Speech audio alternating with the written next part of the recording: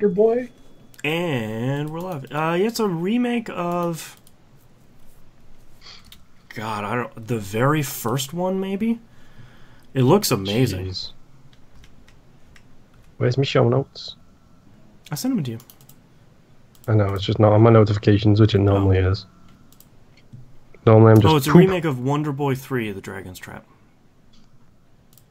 I don't remember which one the one is. I fucking played on the Master System. The first 3 were on Master System? Oh.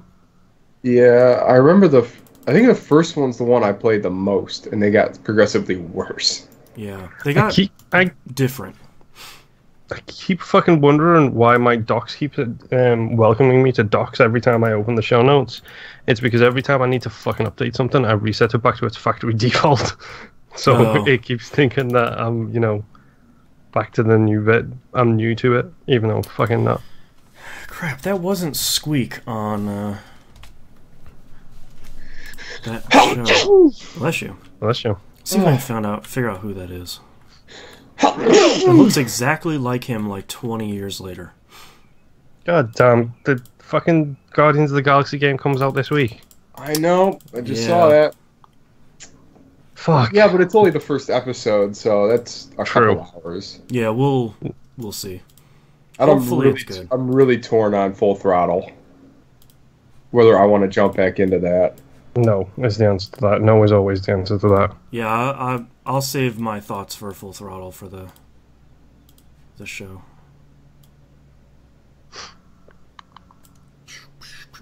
Oh, I should check if we're live now. Oh, hey Boston, I updated my iPhone to the 10.2, and guess what? It still runs dog shit slow. I just upgraded mine to 10.3.1, and it takes up significantly less space and runs better. I will update it soon because mine's an iPhone 5. Yeah, like for the first time, I've updated it and it runs all positives. Right. Jeez. Did you send a tweet out about this? Because I don't know. I just did. It does it automatically. Or automagically. Oh. Boom boom cha.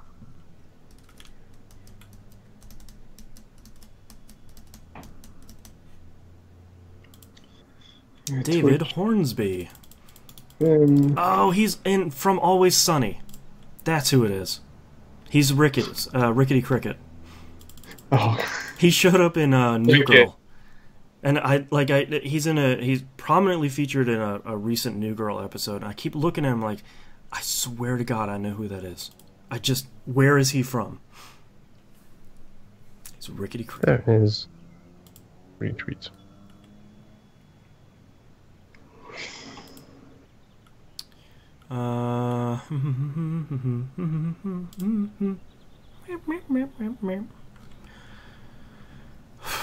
Okay, let's close all that now that I've figured out who that is. I'll sleep soundly tonight. No, you won't. You have a child. I've been sleeping like crap lately. Like crappier than usual. I know I slept last night, but I sure shit don't fucking feel like I did. Hey, Musum.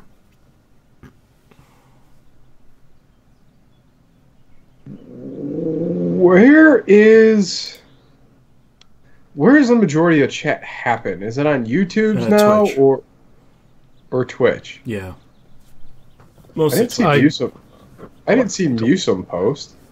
The Carousel podcast is watching the Twitch stream, so I'm assuming that's Musum. Oh, I thought he chatted. Now he's hey, hi. His hello just came out. Yeah, I saw him in chat, so I said hello. Oh. All right, I thought I was taking crazy pills there for a second. Too. I was like, I have all the combined chats over here, and there is no chat. Okay, more coffee. I think that's what's going to happen. Hey, Sammy, what's up, Bubbies? Yeah. I literally had the both of you thinking you were fucking crazy for a minute then. I mean, yeah. I'm not discounting it. It's possible. I will never discount that I missed anything. Like our conversation yesterday? I don't know what you're talking about. I don't recall. I never inhaled? Well, I can't fucking say that. You don't? to be in my shit. Yes. Come on, man. I gotta. No. All right, we'll give it another minute or two for people to join here. Just one time. Just no. Oh. So. No. Knobs. Yo. I realized before I called you, I never opened my stuff from the Kickstarter for Amplitude. So I wanted to show it to you. I have like 4 or 5 things here. First one is this poster. Nice. Pretty cool. It's very thick stuff. I like it. And I have this box of stuff here. You try to not show my address on the live stream. I literally posted fucking Donnie's address to Twitter once. Whoops. I have the Amplitude patch. That's kind of cool. That's cool. Kind of neat. It actually spells out Amplitude with all the letters. I have a t-shirt, which I have not opened. Looks like the logo of the game. I have a vinyl record. Woo, that almost just came out of the sleeve. Is the record a special color? Well, let's find out. What does it have on it? Oh, it just has... Oh, it is. It's red. Red. Nice.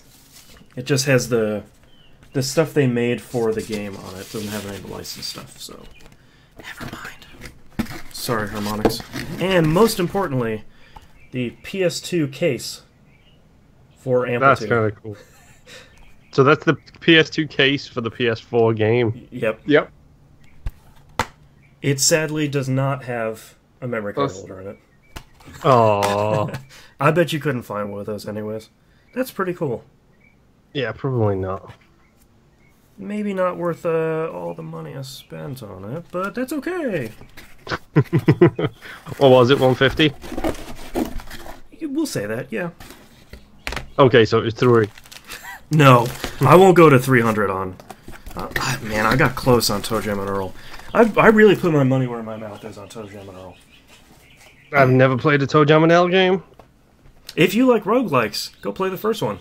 And don't play the other ones. And then, of course, not show my address. I got the 9 Inch Nails physical thing you need to deal with, quote unquote, that I will never be opening. What is it? What?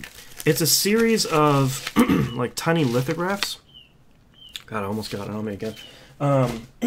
But they're coated in toner, so your hands come out black. It's dumb. Oh, Current 9 Inch Nails is dumb, and it's really pissing me off. The latest album is real bad, and it's really disappointing. I don't know, man. I thought With Teeth was pretty bad till I started listening to it more. With Teeth's pretty good. Oh, it ended up being really good. And so did The Slip. I'm like, what is this shit? And then it like just kind of put it on in the background and you start hitting it, and then fuck, this is great. Yeah, I like The Slip a lot. I like Hesitation Marks, and I know a lot of people don't. But this new album, just... I'm good. No thank you. I think that's the first miss he's had for me. Which is pretty good after, what, 30 years?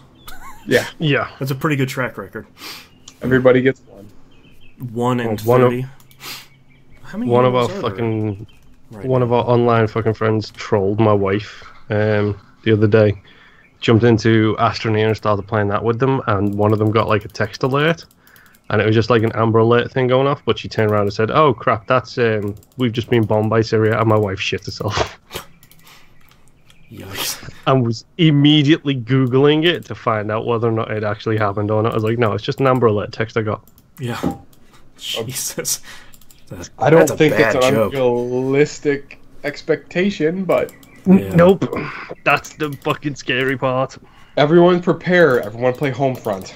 There you go. There are 30 Halos. Okay. This war of mine. There you go. So 1 out of 30 I don't like. Musum says if you open that thing, open it outside. Yeah. Everybody posted, there's like 5 or 6 different variations. Everybody posted it online, so I don't...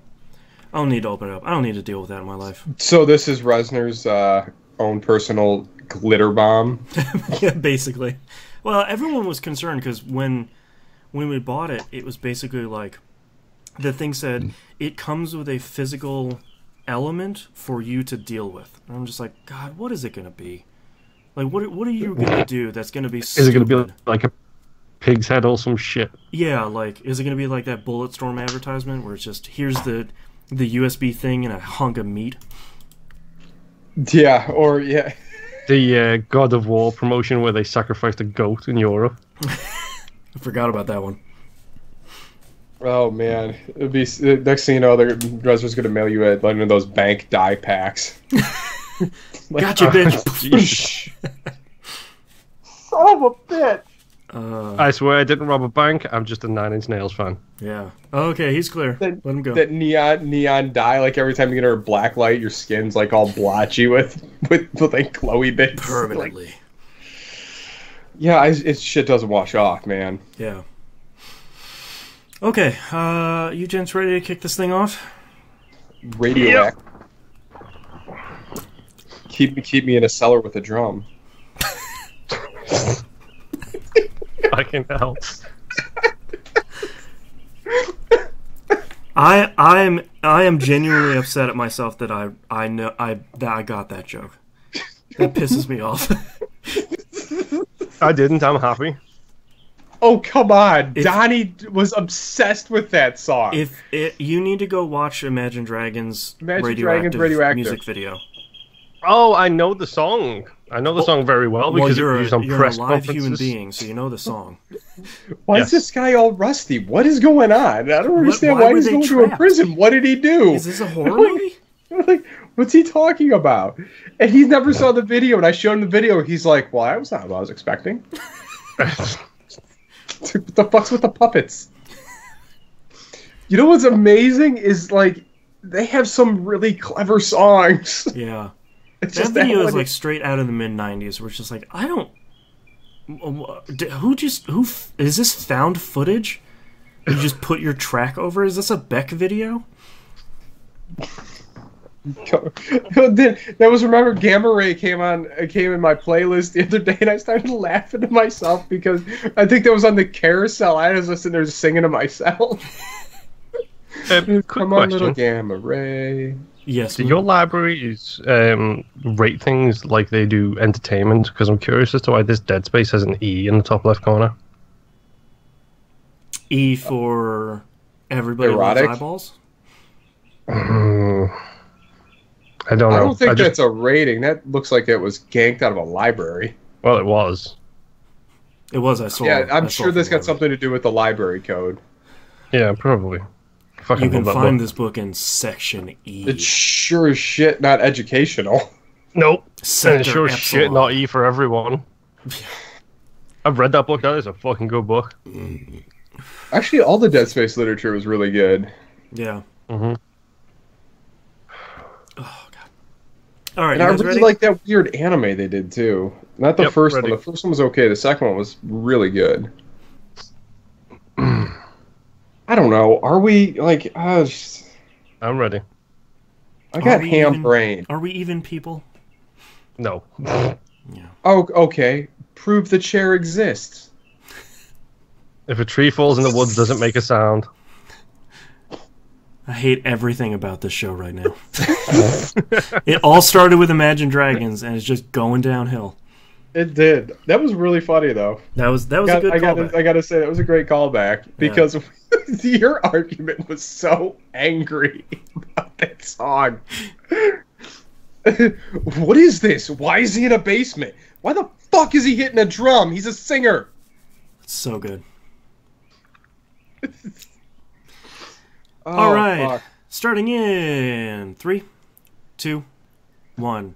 Welcome back to another episode of That Video Game Podcast. I'm your host, Boston, and going around the room, we have Knobs. What's up? And Moonpier. Howdy. 2 show announcements here at the very beginning. We recorded last month's recap episode for Axiom Verge for our game club, so that's been wrapped up. That is in the feed. You can find that where you find our show alongside the video version is on YouTube. That was a good game. I think three thumbs up from TVGP. Yep. And the next game is the Flame in the Flood, which I kept saying the Flame and the Flood. There's a flood and there's a flame in it. So it's in? Yeah, Flame in the Flood. So I got to scratch out my ampersand. Yeah. That's out on PS4, Xbox One, and PC. None of us know anything about that game, so we'll learn together. Yes. Yep. And another show, Moon and I are starting a special short series called The Binding of Moonpier Boston Rebirth, where we will stop assailing your ears with Binding of Isaac so deeply in this show, pulling that over to like a 20 to 30 minute weekly thing alongside the show. That'll be coming out every Wednesday. That'll be Moon and I, diving deep into the basement. We recorded the first episode today. It's pretty good. You should check it out when it comes out. That'll be on YouTube and the audio feed on Wednesday. Enough of that stuff. Let's get down to the real business. Knobs, what have you been playing? And I'm very excited. You mentioned yesterday that you have a secret game for me. I know that'll come last, and I'm It excited. will. Do you guys have any guesses on what it could possibly be? I don't even want to guess. I want to be surprised. I have some guesses, but I'm not going to say them. Yeah. Okay. I live for the All right. surprise. Okay. Look for the surprise. I like did a put a good tease. pretty strong tease. You guys on are like that the one. only adults I talk to during the week, so let's give me something here. I don't think our pronunciations are much better, so She's just making mom.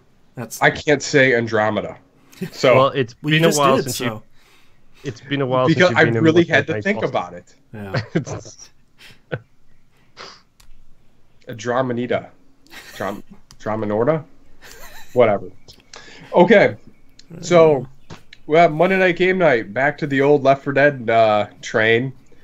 And boy, did my team get their butts kicked. Yeah? Yes. Badly. Yes, they did. Everything went wrong. Everything did not come up Millhouse for us. Whatever the opposite would be. Everything It came was- up Ralph. It was, it came up King Ralph in the Yeah. worst ways. First off, opening dead air in the greenhouse with a tank. Oh. The bold move, Cotton. And it is the worst possible place I think I've ever ran into a tank at. Because Yeah. or even me being the tank, like there's too much room, and I couldn't get anyone. I couldn't catch the team when they were disjointed from the regular special infected. There was literally no opening for me to wreak havoc. And you have to think that's almost the perfect place because there's those little boards you're walking across between the roofs. Like, Yeah, just the knock racks some for the peeps off them. plants, the people up on the ledge. I mean, there's nowhere. I mean, it's so wide open that there's no cover for the tank, Yeah. and there's nothing to bat around. So that was essentially, we didn't execute our tank as well as they did. We didn't make it past there, which was disappointing. And then from there, our pretty much ship was on fire the whole time. Like we were getting caught in stuff. We had one guy stuck in the safe room at one point. I had to shoot him to get him out of it. Oh, So he's God. using health there. And this was the mint while the tank's running around the map too. Like it was all going up bad. Yeah. I think my only personal highlight of the night was I knocked two people out with one car. Ooh. But they were at that point they had moved. I don't know. No, actually, though they were first that round. We didn't even make it to that point. We didn't even get by the barricade that you set on fire. So it was just, like I said, everything that could have went wrong, and it was just horrible for us. Wow. And they played much better than we did. Yes, we did. So you deserve the win. So Begrudgingly. there's Left 4 Dead. Yes. Monster. Let's go back to home to your rat game. Yes. No. Oh, we're not talking about the rats. Let's just. The only thing we'll I say know about the rat game is exterminators. that is a consistent war across social media, across social game media, parties, group text messages. parties. Knobs is just salting the earth at this point. Yes, I'm Exactly. trolling everyone on That's it. exactly what's happening. There, because- there are divisions. It was an argument at the start of that. Was it Monday night where we were doing the Donnie hype man? I think that was last Monday, but yeah, the professional wrestler Donnie is the best. That might have been. He wasn't even the party for it. Yeah. Might have been probably the hardest we've laughed in a long time on a group chat. Oh wait, yeah, that was this Monday because it was the lighthouse, it was the greenhouse, and literally as soon as we started, no one could move because like half of the party was rolling on the floor in tears. Oh, I was crying. I mean, I was laughing so hard, my dogs were going nuts, and I had to mute myself, and I was muted for like 20 minutes. Like, I'm screaming in the microphone, no one's listening to me, and then like son of a. I did. I pulled the Donnie. Yeah. Pulled the Donnie. All right. I played a bunch more Bulletstorm. I started working my way through Overkill, cleaning up some of the weird achievements. Like, I just finally finished my run drinking 20 bottles of Nom juice. And I think I have 17 of the 21 electric flies done. And I have completed 118 of the skill shots in the game so far. Nice. So I'm working my way there. And one, I'm not really sure how to execute it. Like, I don't know how to throw someone into the electroflies because they're always in weird spots. I bet there's like only one spot in the game where you could do that. And I can't hit someone with a cannonball from 100 meters without bouncing it. I can't figure it out. Wow. Yeah, that one was a difficult one as well. Just arc it real high and just hope for the best. But all the other ones, but that's like, there's the weird thing. It's like, and it took me a while to figure this out, that you have to continually hold the right trigger to get it to travel. Because as soon as you let go, it blows up. Oh, interesting. Which I didn't realize that for a long time. I was like, how is it supposed to go anywhere if it blows up in like 2 feet? Yeah. That's pretty cool. So I'm playing with that. I really forgot how crazy great the skills or the charge shot for the drill gun is, the screw gun. Yeah. Because I completely forgot that you can point or you can aim at another person and then pull the right trigger and it pulls the drill right down on them. Oh, right. So, yeah, I love the ceiling fan one, man. It's just one of my favorites. You put the guy, boop, shoot him in the ceiling. It's up there just. There he is, just wiggling around. That never gets old watching him spin like that. Because it brings me back to the Painkiller, the steak gun, where you were sitting there just pumping these giant steaks into everything. They're just dangling on the wall by a hand. Yeah, there's the one hand's dangling, you pin that up, and it's like, how do they get this physics so right? Yeah. Yeah. Oh, People Can Fly can make a great shooter. Yes, so Team Bulletstorm needs people. I need people. JNob33 on Xbox One. I need anarchy. I need anarchy. Don't you say no. You're not doing the stupid rat game. You could be playing Bulletstorm. You could be playing Bulletstorm. And so much fun. So much fun. It is so much fun for about 4 hours. How do you figure 4 hours? Because that's how long it'll probably take to go through them all and then top the high scores and then get bored of it. How can you get bored of that? Skills that kills. It says it on the tin. Loot that drops, dude. But I don't care about rat loot. I know you don't. You want Borderlands loot, not rat loot. Yeah, that's right. I need procedurally random generated loot. Yep. Generated. You heard him. Borderlands. That's the Australian pronunciation. Rats versus bullets. I mean, I think we know who wins. I really want to say so much stuff right now, but I don't know if I can control the filter. Because Okay, When let's the just anger the amount of breaks through that wall. profanities that can fly out at this point. Okay, move on to the next one then. Let's drop the Sunday Night Wars, and we will move on to the next thing and continue this at a later date / medium. Because this isn't going to end. This isn't going to end until. I swear to God, if that lands at my house, I am going to YouTube a video of me destroying it. Which, Because for the that is- record, that's been a threat by several people, is to buy a copy for Knobs and then send it to him. Yes, this is what it's turning into. The depths of this holy war is worse than I thought. Oh, you missed it. Like on the Monday, like when we were all playing Left Dead, there was literally screaming matches going on over which was better and which had the most pros versus cons. Oh boy! I don't care. Can I drill a rat into a wall? Yes or no? I think that's Yes. what serial killers ask. No. No, you can't. Can I drill it in the stomach and then kick it into the rat? That's a fair question. No, Video I can't games. do that. That's fine. Can I wrap a flail around something's neck and then explode it and killing 4 other people? No. Bulletstorm. Buy it now, your favorite retailer. $59.95. I don't need to persuade people. The rat game will speak for itself. It says squeak, squeak, squeaker. Yes. Anyways, Oh my God, I'm gonna get a dog squeaker. The next time I'm in the party, anyone brings up that rat game, it's gonna be squeak, squeak, squeak, squeak, squeak, squeak, squeak in the microphone. Hey, I've got a cat one, so I can do that. Oh, gotta okay. See what's going on So on anyway. Twitter on my phone. Yes. So, last game I played this week, Mystery game. for the most part, I probably played this game most this week.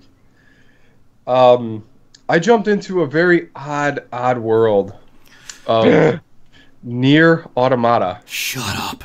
You playing Nier Automata before I am? I'm so jealous. It was between that and Noi. Like, Yeah. I was literally like flipping a coin at Best Buy. Tell me how good Nier is. Nier's weird. Well, yeah, it's Nier. Like, It can be super weird until it gets super sad. I was not prepared for this experience at all. Yeah. So this is a Platinum and Square Enix game, correct? Yeah, Platinum largely developed it. And Square Enix did a little bit and published. So I'm really surprised at the amount of dual stick shooter is involved in this. That is a Nier thing, yeah. Bullet hell plus dual stick shooter plus robot RPG. Plus third person action game. Yeah, and a little bit of open world ish. And side scrollery. Yeah, It is all over the board. it has everything, folks. Alright. So I'm not exactly sure what's going on. I don't know why androids hate robots so much, other than the explanation of aliens. That checks out, I guess. Yeah. That's all it takes. The aliens made me hate robots. No, so the world as I know so far in Nier is an alien ship came to Earth, made a mechanized army, drove all the humans to the moon. Mm-hmm. The humans developed these androids to go down and fight the robots on Earth. That'll turn out real well. And robots? Like ball-based robots? Some Like fighting they're just robots? And the wildlife is dangerous. Like, there's another game that is the wildlife has just absolutely killed me every time I ran into it. I've been killed by a moose and I've been killed by a boar in this game.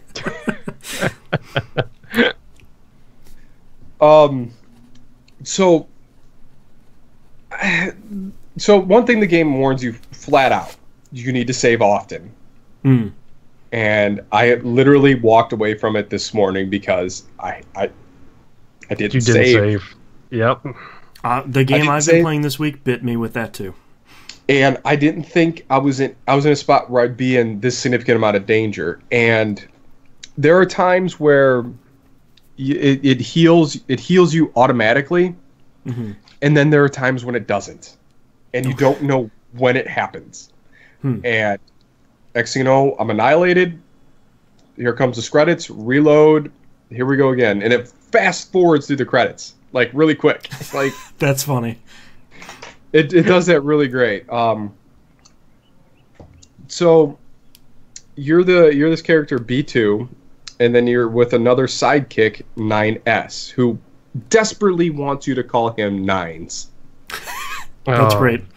I mean, literally brings it up probably every hour. At least every hour you're playing this game. It's like, are you ready to call me Nines yet? Just that there's no point. I'm 9S. What? How many hours do you think you've dumped into this so far? Probably a good 10. Okay. Probably a good 10 hours I've dropped into this game so far. The music is interesting. A lot of vocals, which is weird. That was Nier as well. The previous one did that, and I guess the 3 games before that too. So I'm really not sure how to play this game. Like, do I go all in? I'm not sure if I'm dodging at the right times. It's really hard if you're locking onto an enemy. There are other enemies that are attacking you. So I haven't really quite mastered how to engage more than 2 enemies at a time. Right. Because, all these attacks are coming at you from off screen. It looks amazing. It just hands down one of the coolest looking worlds I've seen in a long time. And you're playing on PS4, right? I am. Yeah. Which was really hard to keep a secret. Because thankfully I don't look at my what's new screen on my PS4. It took me a while. I would have been in the background just. I've been waiting. So I posted on Twitter the other day. I was like, man, I have a tab open in Chrome on my phone that just has Nier Automata to wait until it's $40 or less. And of course, Soulman is like, hey, it was like $40 on Tuesday. I was like, I swear to God. Yeah. No joke, before we started the show, he literally said, time for my daily check of is Nier Automata on sale yet? Yeah. And I think I saw that text, which was brought it in my mind to see if it was there. And it was there. I'm so surprised that your coin flip was Nier Automata and Neo. Those are 2 interesting games. You know what's funny is I have Persona 5 sitting right here too, and I could have started that, but then I didn't want to lead over to what you were talking about. I was like, let's mix it up. Let's see what we got. Yeah. Because there really isn't any shooter out right now that I really want to play, and since I really ran through Andromeda, I was like, okay, I can handle a long game. This one, I am so confused. I don't know what I'm doing. I sort of wish you'd picked up Yakuza 0. If it was there. It was there on your PS4 digitally. So unfortunately, that's the hard part about the PSN store nowadays, where it's like, oh yeah, I want to go get this thing. Oh, I could just buy it on my console, right? That's never my first thing. I'm like, oh, I'm gonna go to Amazon to see how much it is. It's probably on sale on my PS4. Yep. I mean, that's the thing. I like going to the store because I bought. So I went there because I was actually going to get that August doorbell for the front door, and then that wasn't there. So I was like, well, you know what? I'm here already. I might as well find something to buy. Yeah.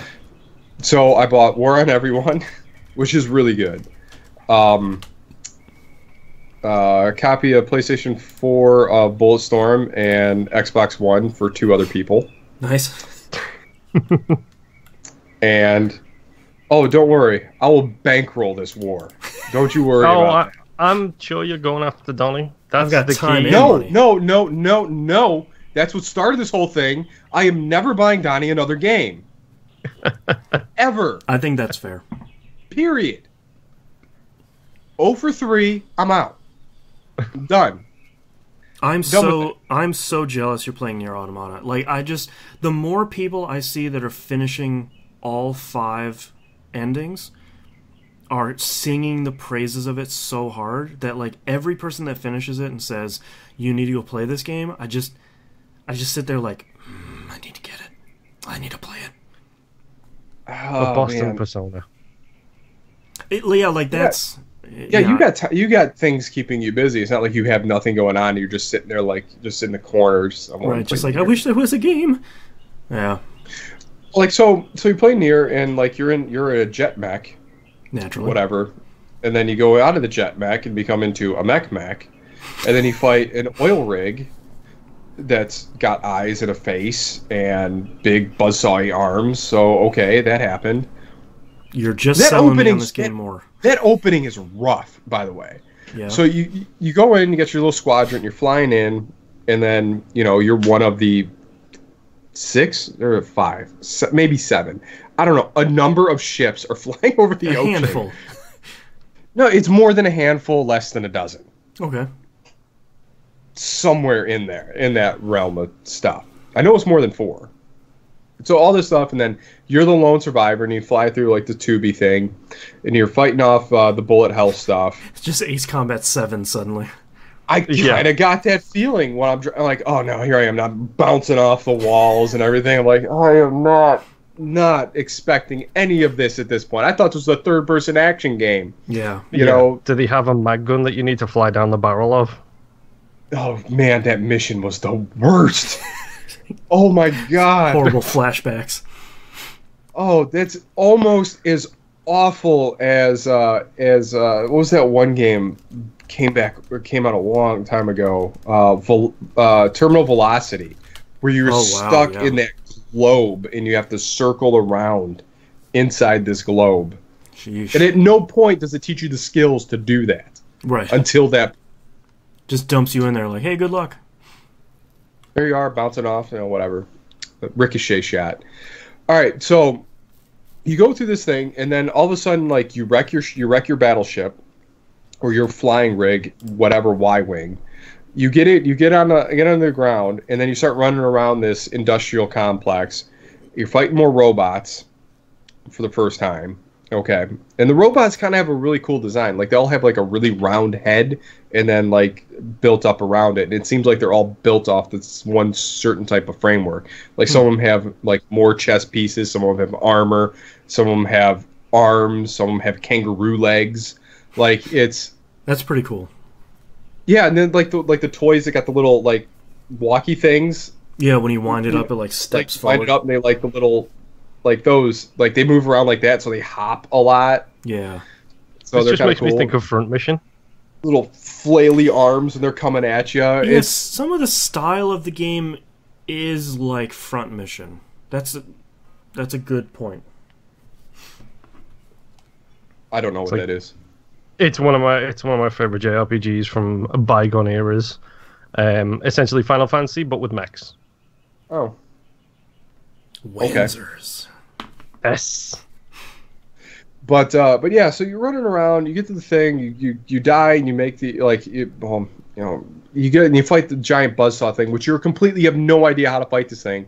It kills you. You're back up to flying over the ocean, do it all over again because there's nowhere to save at this point. Right. Yeah. So you literally have to get through like the first probably 10 minutes. You got to survive it. Mm-hmm.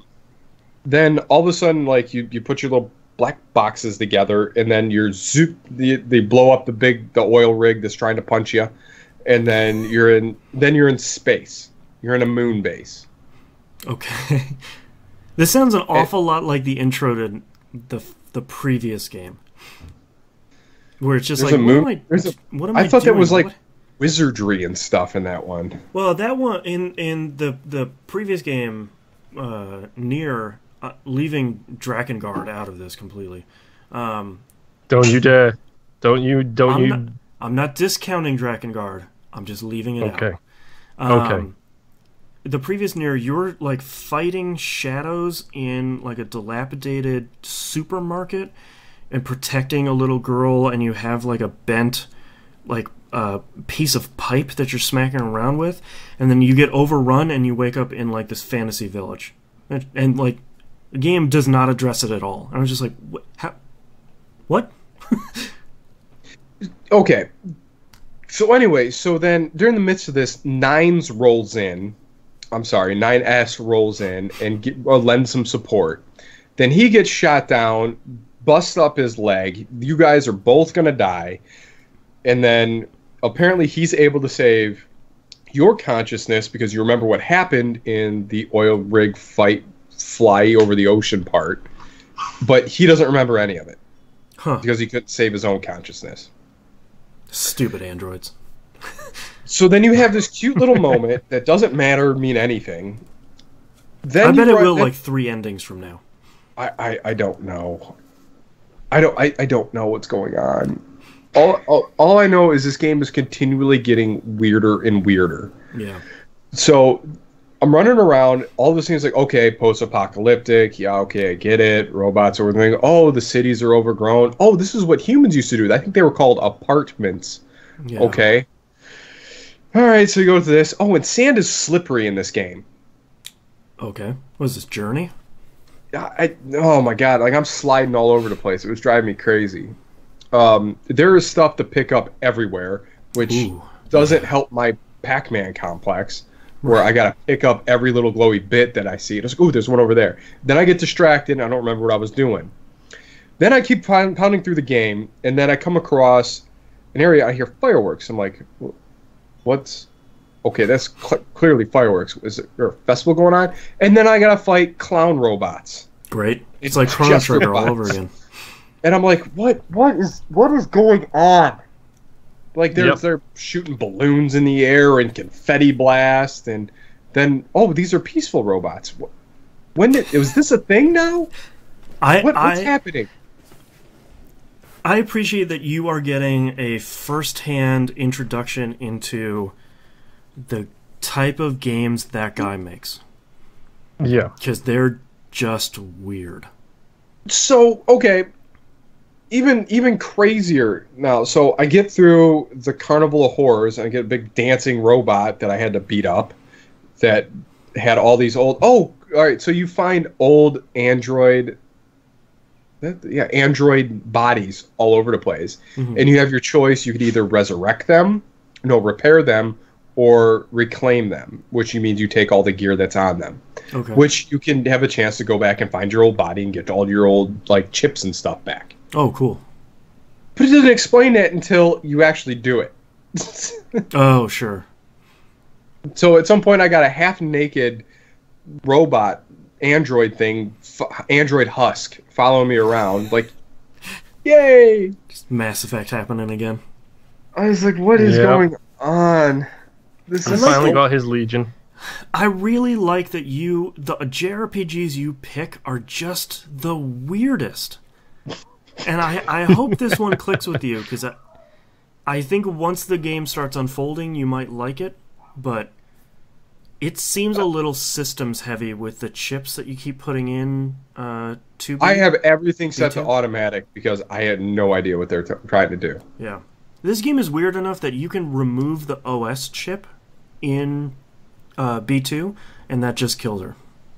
And it I did see that. Oh, yes, there's a thing. Like it asked me, it's like, do you want to enable a self-destruct? And you're like, no. And they're like, no, you need to have this available for certain missions. Why? Am I going to blow myself up at some point?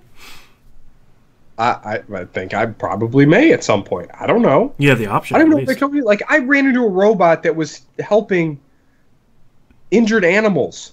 Like, he's like, don't touch my animals. And I'm like, I don't care what you do with your critters. Stop hitting me. Yeah. Like...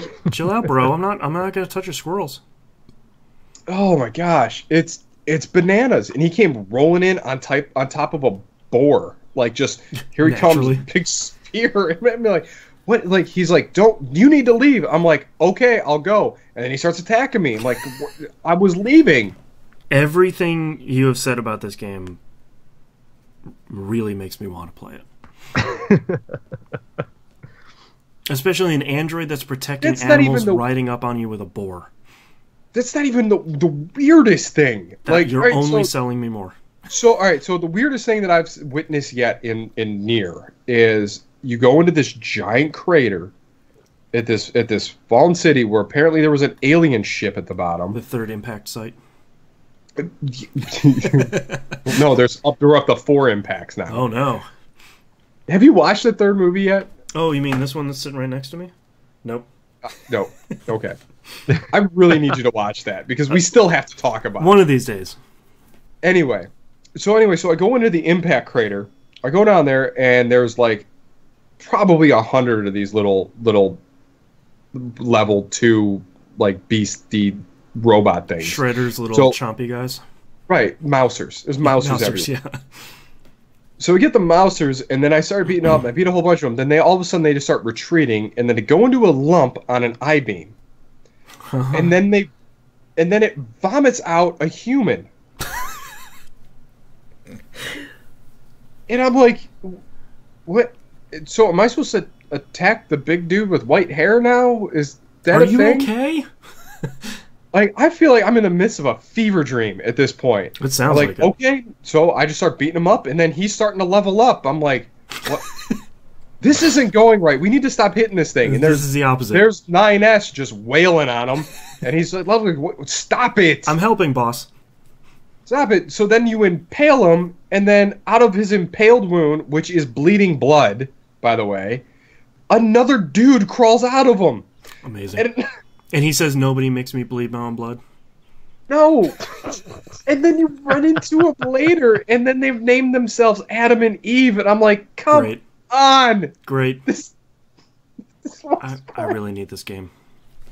Yeah. It sounds Boston's brand of Japanese. Yeah. Yeah, get me weird. Get me all the way weird. It's not like I can talk. I played a game with exploding penguins. So I'm not sure if I should be streaming this so you guys can hear my consciousness just go bananas. Just your brain getting remolded. While I'm like, maybe this is just a Psychonauts experiment. I hope I'm in a brain tumbler. Yeah. Because I feel like Let's just make it weirder and see how long it takes them to check out. It's bizarre. It's the weirdest thing I don't know if it's intentional. Like, come on, when that one ball head or one of the robots' ball heads crack open and then there's a smiling, talking face in it, great. I'm like, this is the stuff of nightmares. Then it literally squeaks and then runs away. I'm like, what? Did you guys just see that? Like, does that happen? Littering and? Yeah. Let's see your license and registration, please. I'm excited to see how far you get in this game. Oh no, I'm gonna finish it. Are you gonna finish all of it? I don't know what that means. There's 5 endings. There is it's basically 5 chapters. There is so many endings. Yeah. Okay, so maybe I'll play through it and see what happens. If I'm satisfied with the ending, I might play it again. So here's the thing. Do I have to play the whole thing again to get a different ending? No. Because there are so many choices that you could be such a jerk in. Hold on. So they made a big problem by calling these endings. They're really chapters. So you finish the game the first time, you start the game again, and it's different in pretty major ways. I don't know what that means, but I do know your side quest completion carries over. So you're not playing through the whole game again, and there's something about each playthrough that is significantly different before, and it's not New Game Plus like a lot of RPGs, but I'm not spoiling myself in the game, so I can't exactly tell you what that means. It's not just Are they sequential? Like, so you get the first ending, okay, and then you play through it again, and then you get the second ending. So I can't play through it and get the ending I just already had. That's my impression. So I don't have to do something specific in each playthrough. Right. Yeah, it's my impression. It's basically like 5 chapters. So as soon as you finish chapter 1, it just rolls you into the start of chapter 2. That's what I understand. I'm so confused. Just keep playing. Expect that a lot. Yeah, I wouldn't. Oh no, I'm already way confused. 10 hours into the sad robot game. Super jealous. Android game. That's So- right, Andres. I'm sorry. With that being said, that this is the one I'm playing, what did you think I was playing? I genuinely didn't know. I knew it wasn't Persona 5. I thought it was 5. Yeah, I knew it wasn't. I don't think you're gonna crack that one open. I have a feeling. I don't. He will do it to spite you now. No, it's just Knobs. You gave Persona 4 a real college try, and you made it pretty far in that. And I think the amount of plates you have to spin in Persona games is not something that you enjoy. No. Don't like spinning bullets. Yeah. There's just too much stuff. No, because, I mean, I don't remember if that was what got me away from... what was that game? Last Remnant. Well, oh my god. Last Remnant, that's a weird game. You want to talk about... Nier Automata is a storyline weird game. Last Remnant is a game system weird game. That game is just... Well, here's the thing, it wants you to play it counterintuitive to how you would play any other game. Yeah, don't fight enemies. Yes. Yeah, that's the thing. Don't fight random encounters. It made no sense to me, and I killed everything. Yep. I mean, and I was to the point where I was just crushing mid-bosses, no You played problem. it like a regular RPG, and like the game at no point ever told you play this the opposite. It's just like, yeah, man, look, you're leveling up. Look at all these units. Look at all this. You're so strong. And then at the end, it's just like middle fingers. What did you do? Oh yeah, at the end of that game, and I got just absolutely decimated by those two bosses. Yep. I was like, what? And I hit a brick wall. I tried to power through it, and then it got to the point where I gave the game away. Yep. I gave it to Soul Man. What a weird game. And even I even bought the whatchamacallit. Last Remnant, it's right there. I brought the guide for it. Yeah. And the guide doesn't even tell you not to do that. It's a weird game, man. I don't know. I liked my fox face dude. Had those big magma axes. I remember that was cool. Oh, yeah. Yeah. I don't know, but I'm going to keep running through this and see where it goes, because it is weird. It's weird, yeah. It was weird, but I got to fight the riding boar guy again because I died after him and I forgot to save. Oh. And I lost 2 levels of progression. I was just hit level 18. Yikes. And then now I'm back to 16. I'm so upset. Maybe I should watch Birds. Maybe. I don't know. Make you feel better. Maybe. It might. And that's it. All right, Moon, what have you been playing this past week? The thing I probably sunk the most amount of time into is Binding of Isaac. Check out the show on Wednesday to hear the progress and thoughts of that. See, Nobs, look, it's a 2-minute little section that you don't even have to sleep through anymore. It's great. I don't know what you're talking about. It's all just white noise. The other game I put the most amount of time into this week was Axiom Verge.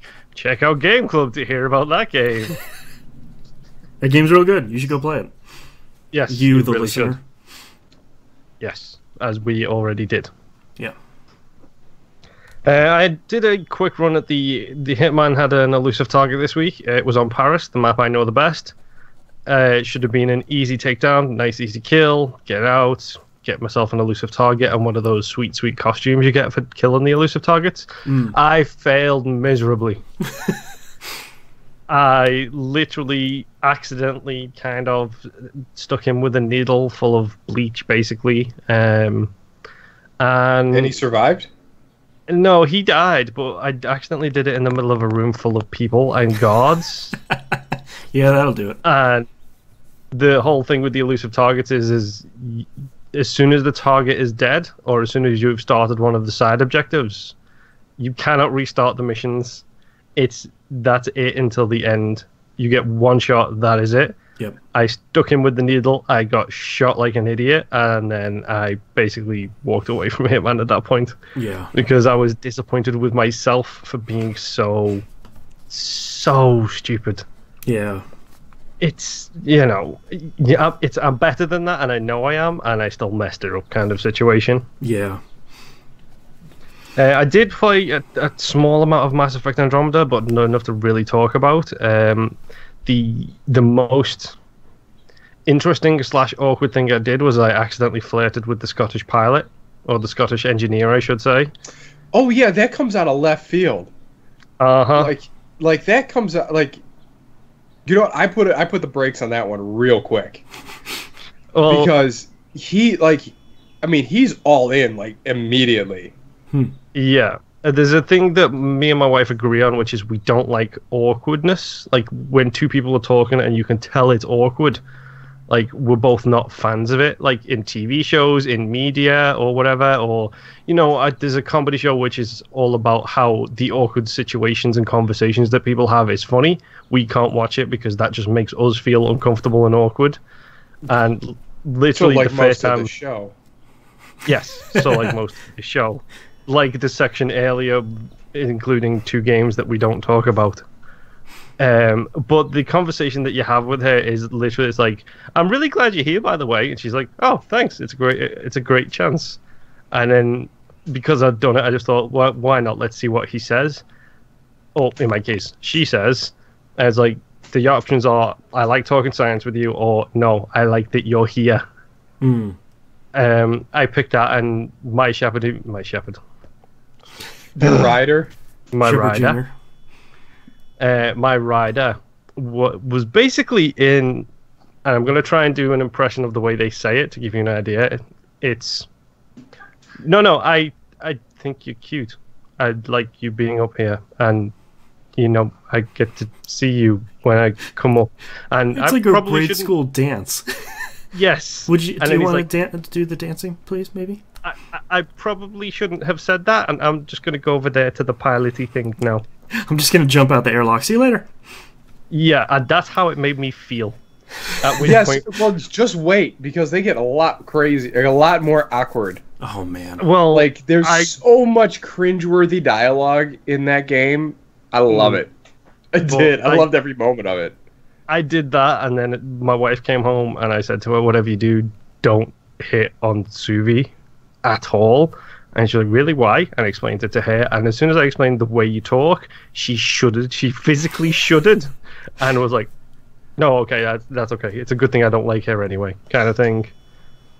Yeah, well, yeah. Suvi's the one you get in a weird conversation about religion with. Oh, yeah, she pretty much opens with that, which is... Her opening barrage is, I'm a scientist, I believe in God. Here's a pamphlet. And then it's... Yes, pretty much. Here's a pamphlet. Hello, my name is Elder Lucy. Like, it's just like, oh man, it got weird. To talk about the wonders of space. Oh god. Yeah, it's pretty bad. After that, I kind of don't want to talk about this because it's kind of disappointing. But I played Assassin's Creed Syndicate. I got up to the portal at the end of the Thames River. Yes. Right. I went through the portal. The setting, I'll just say it off the bat, the setting was not impressive to me at all because they did that setting in Unity. Just nobody talks about in Unity because nobody really gave Unity time. Yeah, like we were talking about this the other day. I think that was more impactful for Knobs and I because I played like 2 hours of Unity and I didn't get anywhere close to it. They do the exact same thing in Unity, except it's not like a waterfront thing. You're climbing the Eiffel Tower. Well, that's pretty cool. Oh, now that sounds really cool. Man. Yep. And Unity. Instead of one, I'm trying to. Can I just spoil it or no? I feel like Syndicate is probably old enough at this point. Yes. Okay then. Well, yeah. In Syndicate, you end up in World War One. In Unity, it's World War Two. And as you're going up. Yes. The one thing it doesn't have, which Syndicate does have, which is where I think Nobs was hinting at this last time, is the heads in the sky. Oh, the space ladies? Yeah, space ladies. Welcome to World War One. Yes, it doesn't have that section in Unity, but you know what? The more Space Lady talked, the less I give a crap. They need to be used sparingly. Yeah. But I think the problem is, I think they did such a good job of building that aspect of the Assassin's Creed universe all the way up through the end of the 2 trilogy. Yep. And then they literally dropped it like a bad habit for 3, 4, Unity. Space ladies, we have future Google. Whatever. Well, yeah, because I mean, I think that was probably a deliberate style choice, because that was the weirdest thing that for people like us, that's the most interesting thing they did. But for your normal John Q God of War player, that was too weird for them to really comprehend. Well, in the direction of the modern day overarching story has been, we told this stuff from the assassin's point of view. Now your focus is an assassin infiltrating the Templars' future Google, and that's been since after 4. Revelations. So 3. Yeah. No, I don't think 3 had any of that stuff in it. 4 was the one where you first went into Abstergo, because 4 is the one I haven't played. Right. 4 handled it pretty well, because you could walk around the office. Yes. There was a ton of cool stuff to do in there. But I feel like they've been spending too much time in that without a payoff of, like, it seems to me like they keep moving closer towards what is happening in the modern day between assassins versus Templars, and every time I think they get there, the game ends and they're like, well, I don't know, see you in the next one. Yeah, it's like, but what's happening? But that's what I mean, is they've done that, like, especially the way what is it Brotherhood ends, the ending to that. Like, I never played Revelations, so I don't know how much Space Lady stuff is in that. Very little. But it feels like they're consistently putting in what could end up being a 40 to 50 hour game, literally 5 minutes worth of this storyline. Yeah, because people hate the modern day stuff. Like Ubisoft, I don't understand it. Is hearing is, I don't care about modern day stuff. I want to be an assassin inside the Animus, and I don't get it. I think that modern day stuff is really interesting. Yeah, right. And they give just enough of that carrot just to keep you like, what's going to happen? Like, especially, like, I always go back to trying to explain this to someone, is how well 2 ended, where you're just like, what? She just talked to me outside the Animus. What's happening? Yep. And stuff like that was really interesting to me, but I don't know if it's because I missed 4, but I honestly don't think I'm playing this game anymore for the story. I'm not playing it to be an assassin. I'm not playing it for the future stuff. I feel like I'm playing it now because I enjoy its mechanics. Yeah, the gameplay itself. Yeah, it's great coincidence in this game. I just happen to like Jacob and Evie. Yeah. Like, I just happen to like them too, but I don't care about the woman who runs the buses. I don't care about the head Templar. None of that stuff. Oh, come on. That head Templar is such a punchable face. Yeah. Oh, he does. It is one of the best villains they have come up with. Yeah. He does have the punchable face, especially with that giant mustache that he's got going on. Oh, boy, the ending of his storyline is so good. Oh, at the end, when you get to the thing with Evie and the thing... It pays off better than I had ever could have anticipated. Moon, I would encourage you at some point to find the time to blow through the main story of 4. I think for me, I've got it on the 1. Yeah, I think for me, I really liked 4. I liked the sailing, I liked the gameplay, the character's fine, most of the pirates are pretty cool, but I think the modern day stuff, especially if you spend a little bit of extra time in future Google, like hacking people's desktops and scanning QR codes, and there's some cool stuff in there that fleshes out the modern day world, and I think there's a big payoff at the end of 4's modern day storyline that I thought was really interesting, that I don't think they have replicated since. Yeah, well, I mean, it's worth saying there is very little of the modern day stuff in Unity. Yeah. So little, in fact, that I'm not even sure if it goes there, and if it does, it's so not impactful that I can't remember it. It's probably just the normal bookend stuff, where it's like, please, a little bit at the start, a little bit at the end. Yeah, well, some of the future stuff the modern day stuff they've been doing in Assassin's Creed that I really like is you've seen through the first 4 games up until 3, you've seen history from the perspective of the assassins. And I really like once you start getting deeper into Abstergo, you start seeing like the movie trailers they have. I think this was in 4. The movie trailers they have for the way that the Templars have twisted history to promote themselves and their version of events. And it directly contradicts stuff that happened in the 2 trilogy in a way that you're like, ha, that's really great. It's like, the hero, the Pope, and it shows that dude who was terrible and had like a piece of Eden. It's like has all these wiki pages of them being, horribly struck down by the evil assassins. And it's just like, wait a minute.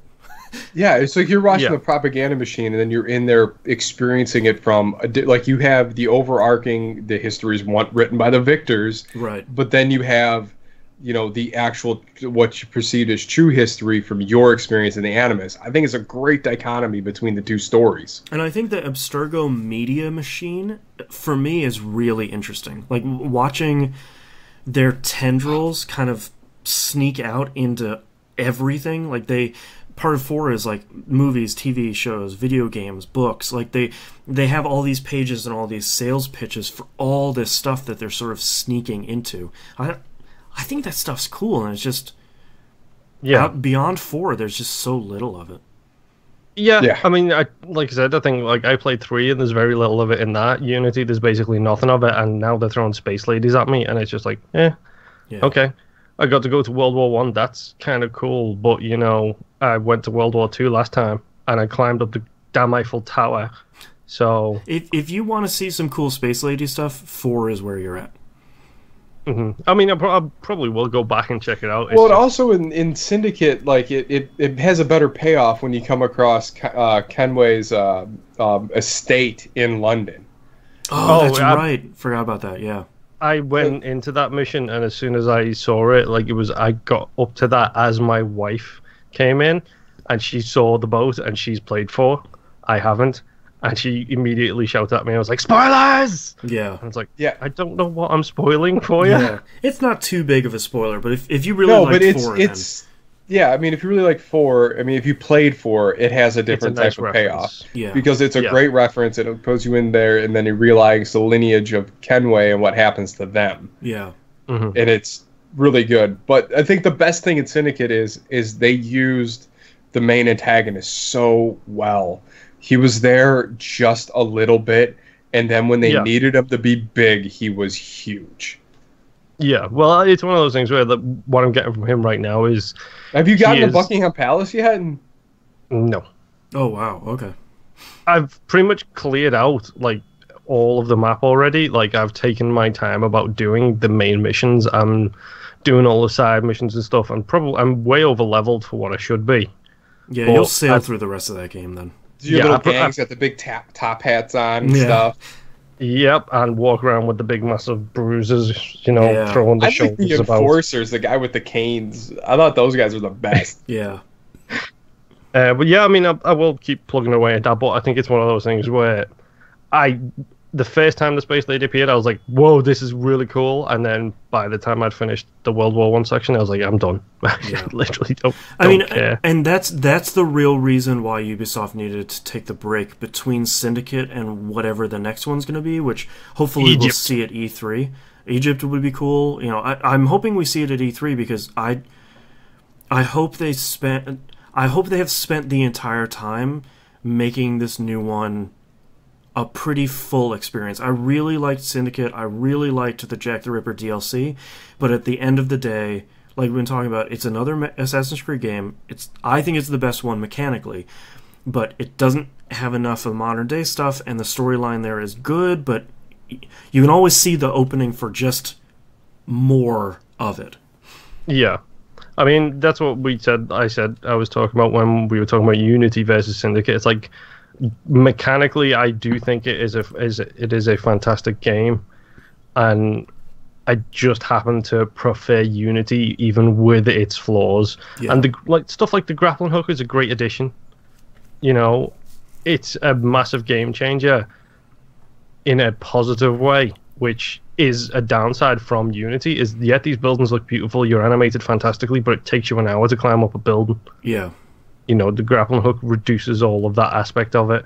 I don't know, man. I thought Syndicate did some really interesting things, though. Like the missions where you have to scare a guy out of his safe spot to assassinate him, or kidnap him and drag him off. Seen. That's a mechanic I actually really like. Is the kidnapping mechanic? Yeah, those are cool. That's a fantastic addition to it as well. Like I said, there's a lot about it gameplay wise, which I'm enjoying. I will get to the end of it. I really did like the way you attack the burrows in this one a little differently. Then you had the all-out street fight. Like, I thought that was awesome. Yeah, that was fun. Like, face-off. I also like the fact that like the gang leader comes and threatens you as you're getting close to doing that, and then if you chase him down and kill him, he's not there for the street fight. Yes. Yeah, I thought that was clever. Yeah. Well, yeah, I mean, I'm enjoying it. My last game this week is I'm ending my section with a showstopper here. Oh. Do you guys miss licensed video games? I sure do. No. I kind of do. Okay. Let me tell you, whatever you do not even download the free Ben-Hur video game. Boy, free Ben-Hur video game is antithetic to everything I'm interested in. You heard Ben-Hur? I heard Burn-Hur. That's just Skype. No, yes. Ben-Hur, the movie that came out a short while ago. Burn-Hur, the movie that came out a short while ago, has a promotional video game. I managed to play this game so quickly. What's the game again? It's called Ben-Hur. Oh, burn with me. The Twin Peaks licensed game. Yes. Fire Burn with me. That's it, right? Yep, that's the one. Really, really quickly, it's basically chariot racing. Oh God.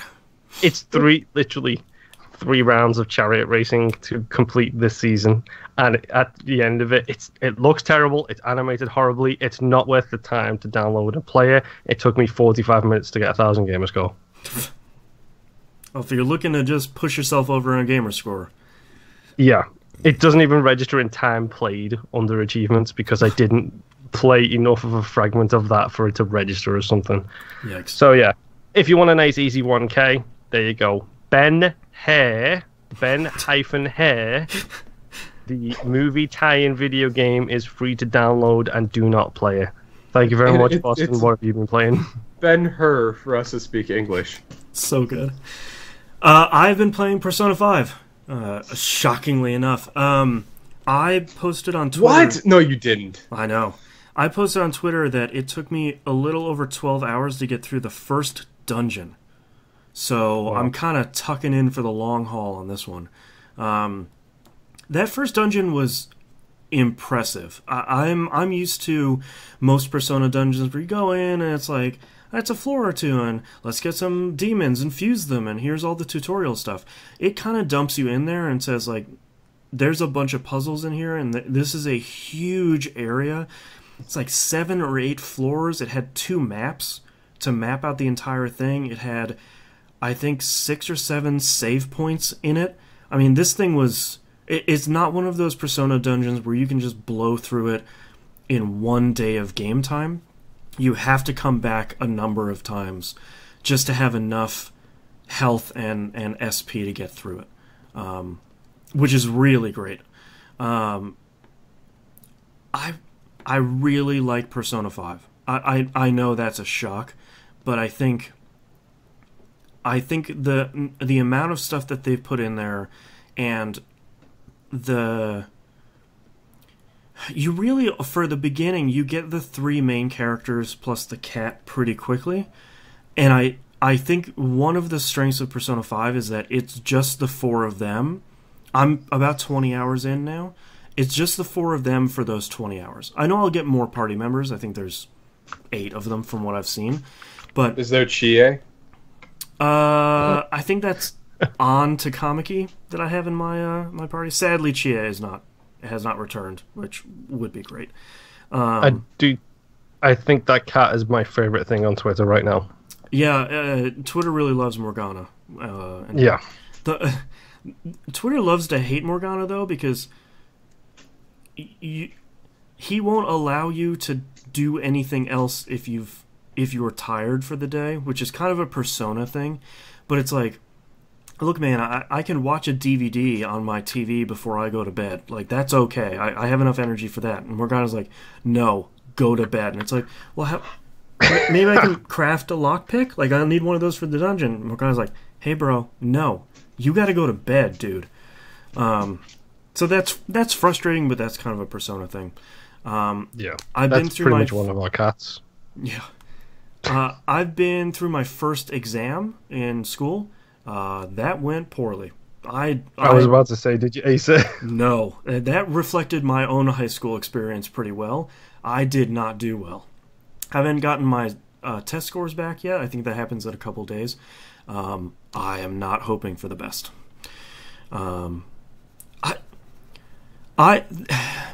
Persona just really clicks with me. I think, we were talking about how Knobs didn't like the number of spinning plates.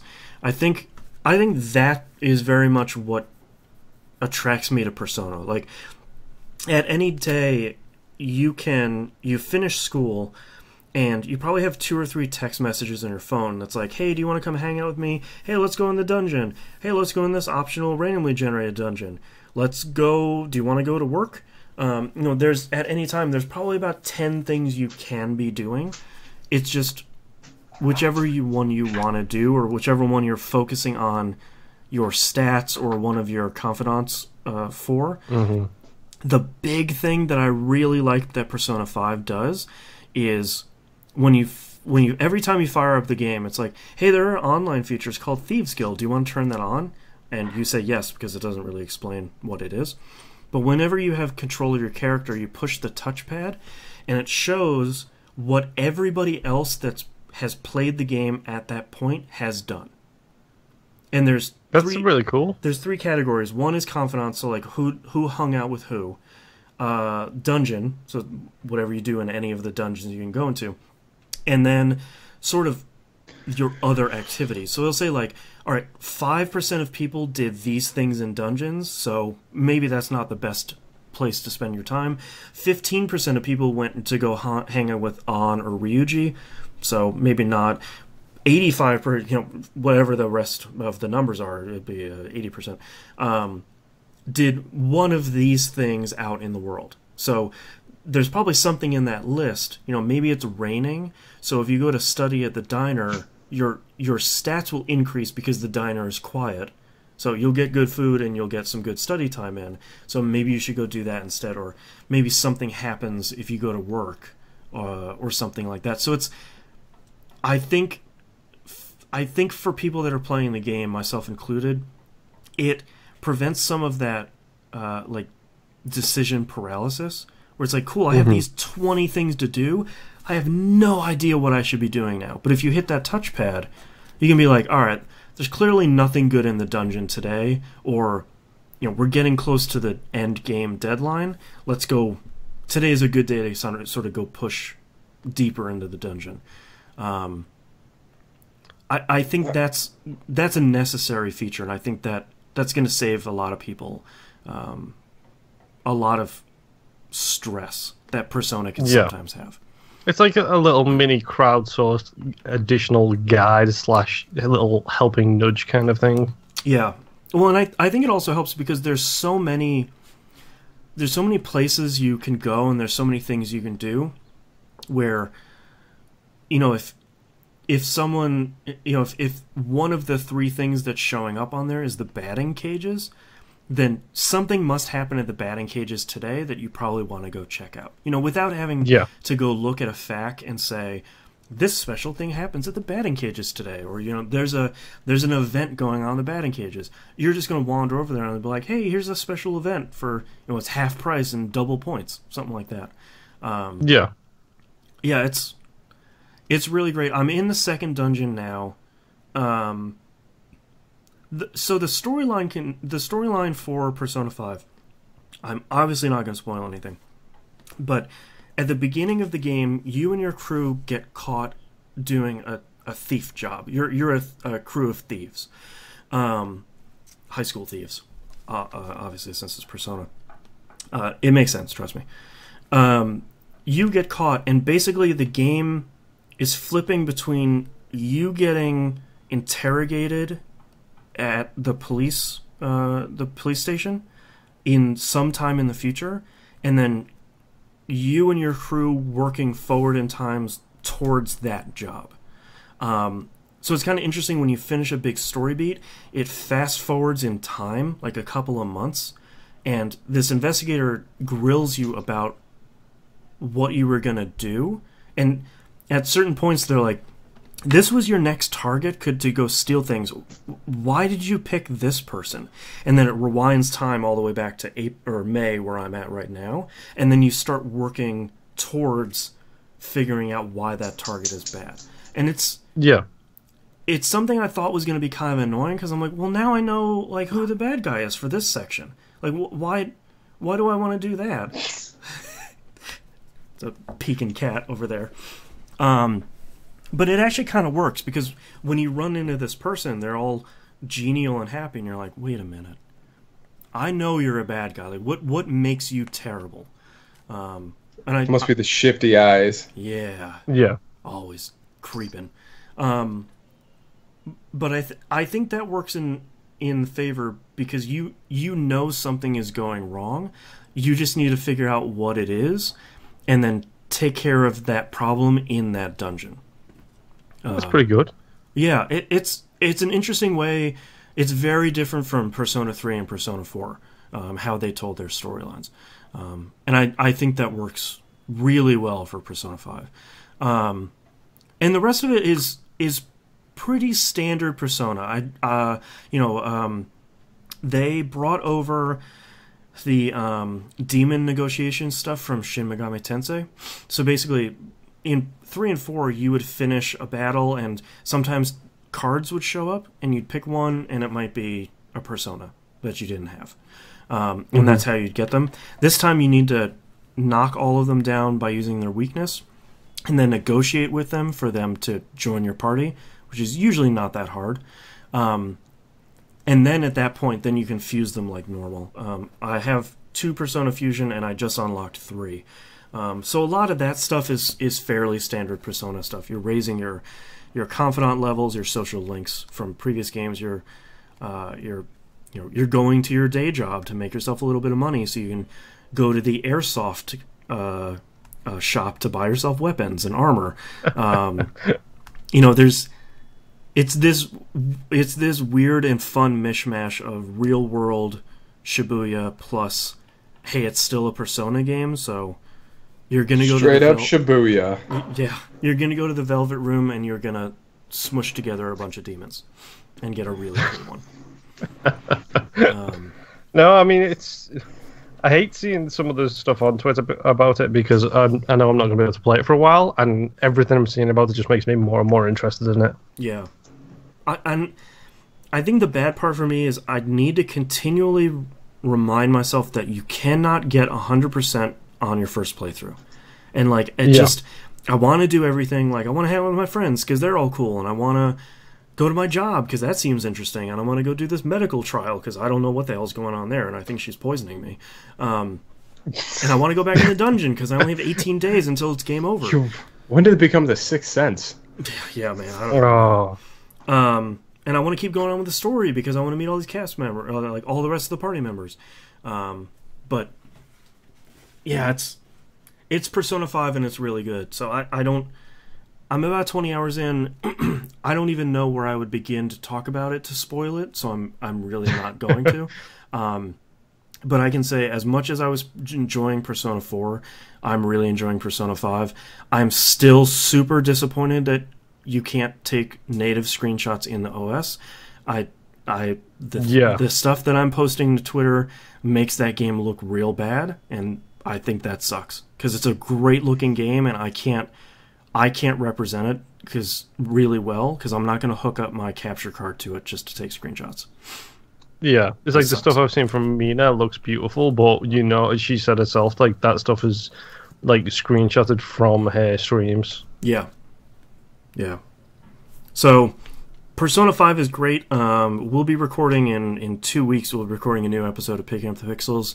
And we will be talking probably primarily about Persona 5. So, if you want to hear 3 people that are playing it at the same time, Pup is a good thing. Hey, since I'm playing Nier, can I jump in? Special guest, RPG aficionado, Knobs.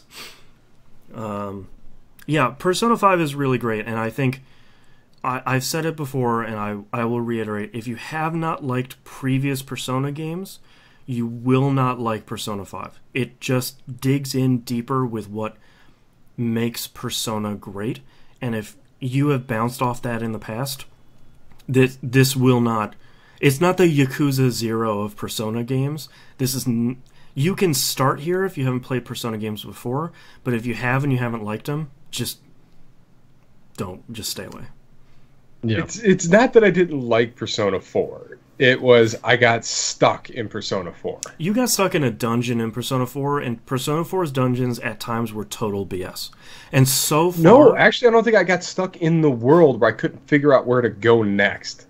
And I think that's the great part about the Thieves Guild stuff in 5.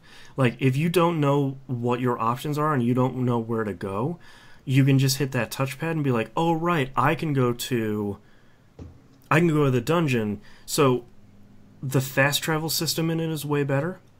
You can fast travel to individual shops now. So, like, you're in school, you can hit R1 to bring up the map and navigate to, like, 2 towns over, and you say, oh, I want to go to the diner, and it just teleports you straight there. You don't have to, like, go take a couple trains and go walk through the town. You can just go straight there.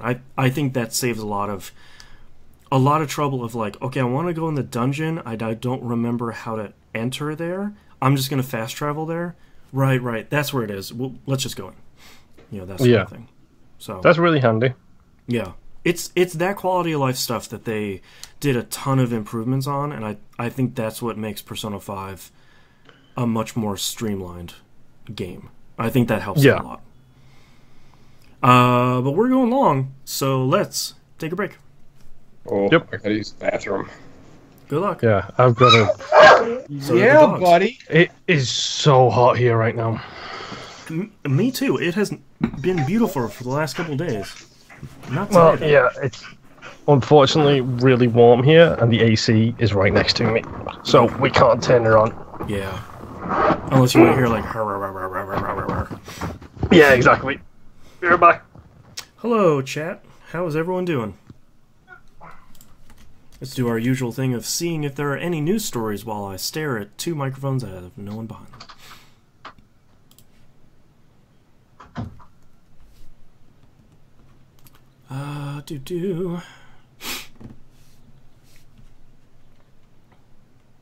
Okay, so earlier today, apparently EA DICE said there would be no season pass for the new Star Wars Battlefront, and then apparently EA has come in and said, "Oh no, don't worry, there will be." Yeah, don't. That's crazy. Don't be. Thomas DK says, "Weeb detected." Sadly, not a weeboo. That's like Persona. And my coffee, since that's the only thing keeping me awake right now.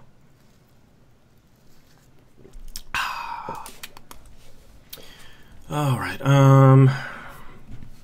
Charmander plush returns to Build-A-Bear stores in the US. Okay. And that's it. Nothing super interesting this week. Bonnie Vizek. Oh, it's too hot. It's way too hot. I was at the chair before anybody says anything. What's up about the chair? The leather hit the back of the wall. Oh. And it made the squeaky noise. Got that squeaky leather.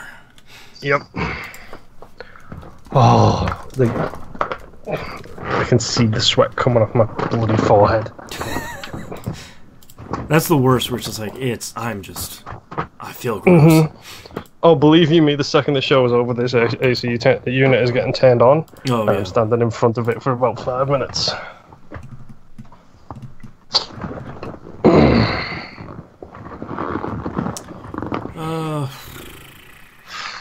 Really want Nier Automata to go on sale. I really, really do. Although I don't know if I can juggle 2 big JRPGs at the same time. You know as well as I do, you can't. I know. I'm actually really trying not to burn myself out on Persona 5. Yeah. Because like my natural inclination is just to like play as much as humanly possible. It's such a like a passive game compared to a lot of other stuff. I can play it while the baby is sleeping, because she usually passes out while I'm feeding her. So I can have like she's snuggled in. I can have the controller in my hands, and thankfully it won't wake her up. So I can usually get like an hour or 2 while she's sleeping. But most people take a nap, but not me. I'm going to burn the candle at both ends. Oh, yeah. I'm going to play Persona 5. To be honest, let's face it. That's the way I'd probably end up doing it. Yeah. It's like, screw this. I will literally... I will not sleep when they sleep. I will play games while they sleep. Yeah. At the very beginning, you sort of don't have a choice because they wake up so often. But she's sleeping for like 4 hours at a time at night. Between feedings, so like right now that's enough sleep. as sad as that is. Hey, I've done it for 30 odd years of my life. You can do it for a little while. Yeah, it's normally fine as long as we don't stay up too late. But like the other night, I posted about it on Discord. I woke up at like 2:30 in the morning, just full on wide awake. I was like, well, yeah, fantastic. This will go well. And then next time I gave the baby a bottle, I was like, great, she's going to go to sleep. As soon as the bottle was done, she was wide awake. It's like, okay, this is going to be a really long day. Crap. Yeah. Oh, jeez. Yeah. It's too hot. Yeah, I just closed these blinds a little bit so I don't look like a drowned ghoul. And it's hotter now, and that's not great. No, it's I think it was 80 in the apartment yesterday when we got home, before we turned any of the AC on, and I'm pretty sure it's getting there / maybe above there right now. Yeah. And I'm sitting in a compressed little space. In a leather chair. Yeah, and my wife's in the living room with 2 TVs, 2 Xboxes. Oh, yeah. You know, so she's probably not doing too hot either. Oh, man. I need to keep working on my my project here that we're working on with the Raspberry Pi Zero I've got. What were you... By the way, like this... I can't even get this friggin' memory card out. I'm so, like... I was raised on floppies, like 5 1/4 and 3 1/2. Where's my camera? Like, this is a 16 gig thing. Like, that still blows my mind. Oh, yeah, I watch color. I was the same. Like, first time I was using computers, it was floppies as well. Yeah. My camera that I've got the Galaxy camera. Really nice little camera. It's got one of them in it. It's 32 gig. Yeah. Like a micro SD, so 32 crazy. gig. Were you going to ask what I was going to do with this little guy? Yes. So, if you take this, and you take... This is really tiny. This is a vibration sensor, and it solder it onto here. It's something for the baby. No, actually, it's... I'm going to put one on my washer and one on my dryer. And then, basically, it'll send me a Twitter direct message whenever the washer and the dryer are done. That's really cool. Because it's like, it's in the garage, and it's not soundproof, but it's pretty close. So we have one of the new dryers that's basically variable. Like, if the stuff is still dirty, it's going to keep running. If it's clean, it's going to stop early. So, like, if you run it and it's like, oh, it'll finish in an hour and 10 minutes.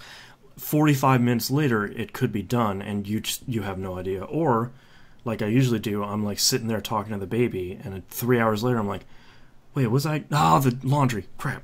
Yeah. So I do that here, but we're in the apartment complex, and our laundry room is literally it's 2 walls that way, kind of thing, and it's like industrial size stuff. Yeah. But we can hear it stop, especially when the washer goes into that fast mode, like the spin cycle before. Yeah, the spin cycle before it stops. Yeah. And I can hear it, but sometimes it's just one of those things where sometimes I'm doing it, and it's like, I did something at 8 o'clock this morning. What did I do? It's like 5 p.m. and you're like, oh man. Yeah, and I've heard people coming upstairs, downstairs all day. It's like, what are people walking around for? They're coming downstairs to see if the laundry room is in use, so they can do their laundry. And I've literally only done one load in what could have done the whole apartment's load. Yeah. Yeah, so I thought it'd be a cool project because it's a little bit of Linux, it's a little bit of programming, it's a little bit of Twitter API, and it's like a little bit of soldering. So it's something that's going to keep me, it's going to keep my brain engaged. Because that's, after 5 months, that has been the real challenge. Yep, right there with you. And normally I would just play video games and walk to keep my exercise going, but with a baby that eats every 2 hours and is now napping for 2 hours every 2 hours, that becomes a real challenge. Yeah, no, I'm the same. It's like there's a bunch of stuff I want to do, but with this laptop I can't do it. I just can't.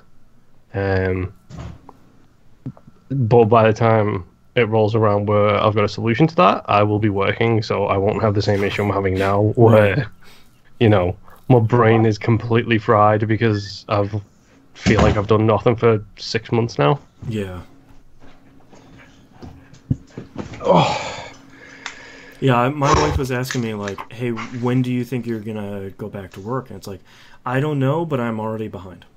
So, like, it's already going to be a huge uphill climb to get back into IT if I go back in IT.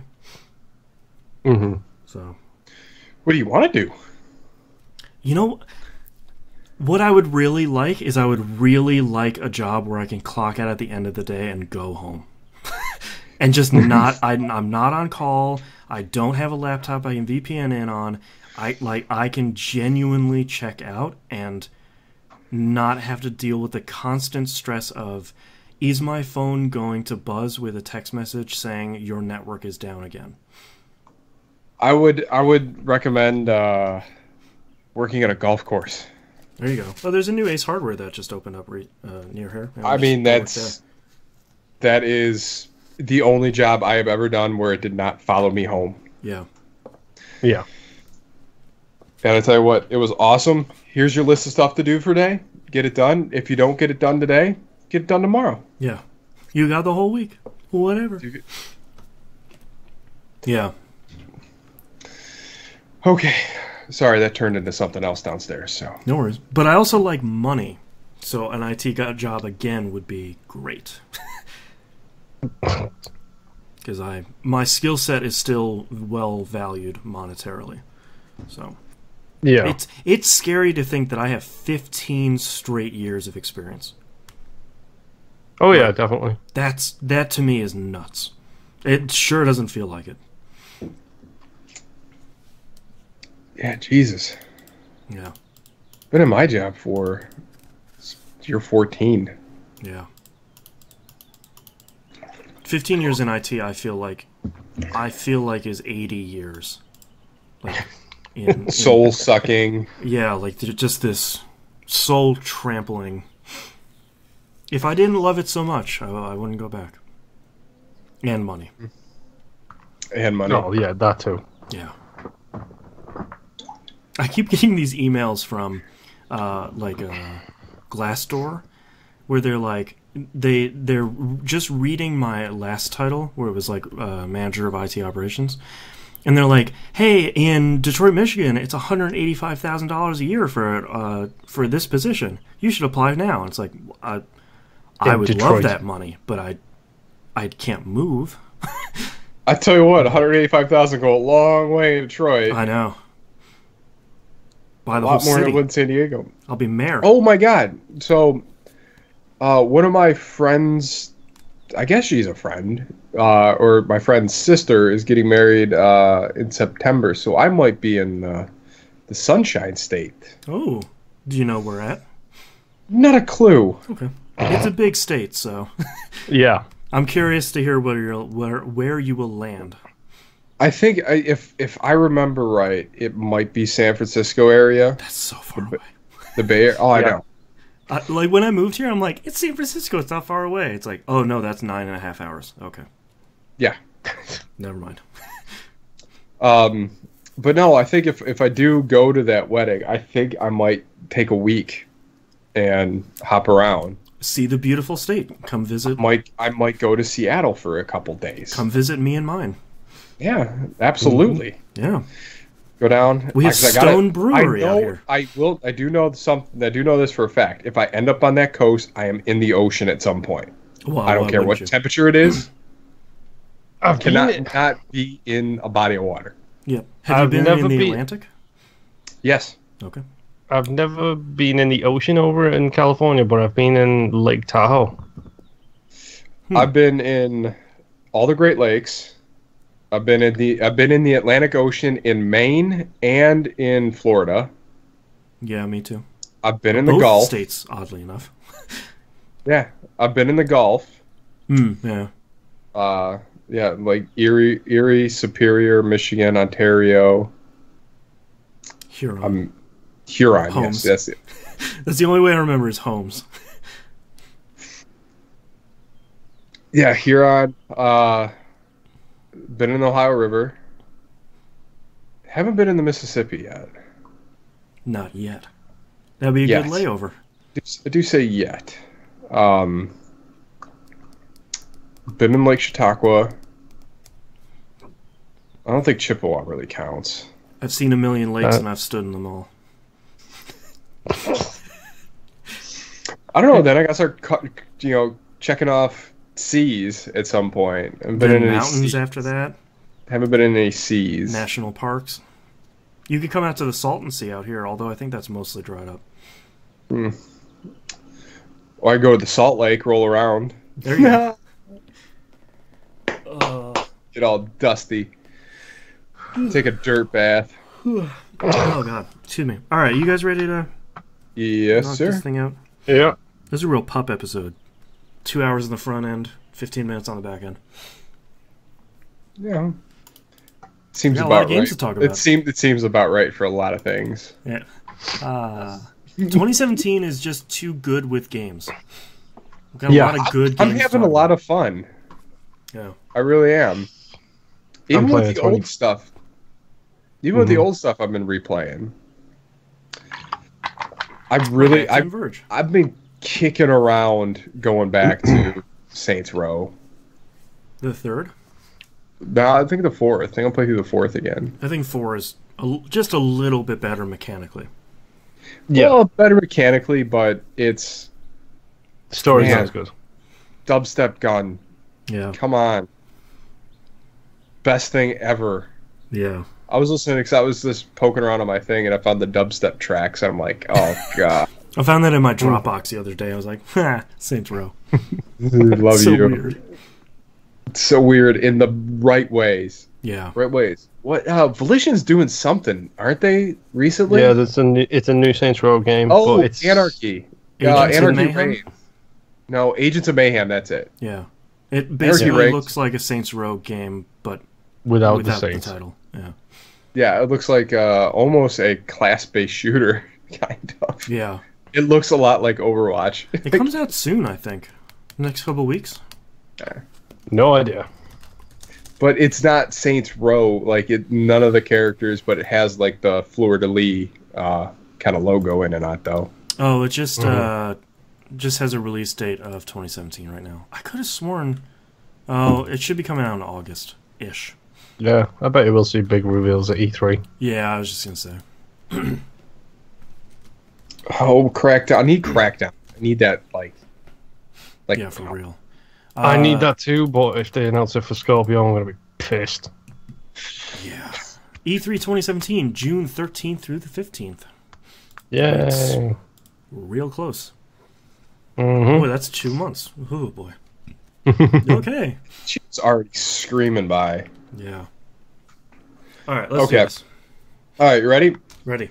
Yep. All right, ready in 3, 2, 1. Welcome back, everybody. We got releases this week for April 17th, 2017. Wonder Boy, The Dragon's Trap. Wow, that could be really crazy alliteration. For PlayStation 4, Xbox One, and the NES. Coming to the Nintendo Entertainment System. I am really curious to see what this comes out to be. I thought that this was who was this developed by? I thought it was Waypoint. No, Whetstone Bit. People I don't remember. This looks kind of cool. It's a remake of Wonder Boy 3 for the Master System. It seems pretty cool, but we'll see how it turns out because I don't know how much they modernize it. It probably needs. I am strangely a fan of the original Wonder Boy on the Master System. That was I want my little hatches. Game. Yeah. I want my little skateboard. Yep. And I just want to be knocking monsters' heads off. That's played the copy of it on NES. That was what was that Hudson one? Adventure Island? It's literally monster, like, just they put another person in there and apparently no one cared. Yeah. So I've also played that, but on a different system. Yeah, it's that game that says it has got 8 levels and lies. Yeah, that game's so hard. Lies, because there were so many more. I think it's endless. Different kabuki masks, whatever. Full Throttle Remaster comes out for the PC, PlayStation 4, and Vita. Oh, Vita be a good one to play that on. Mm-hmm.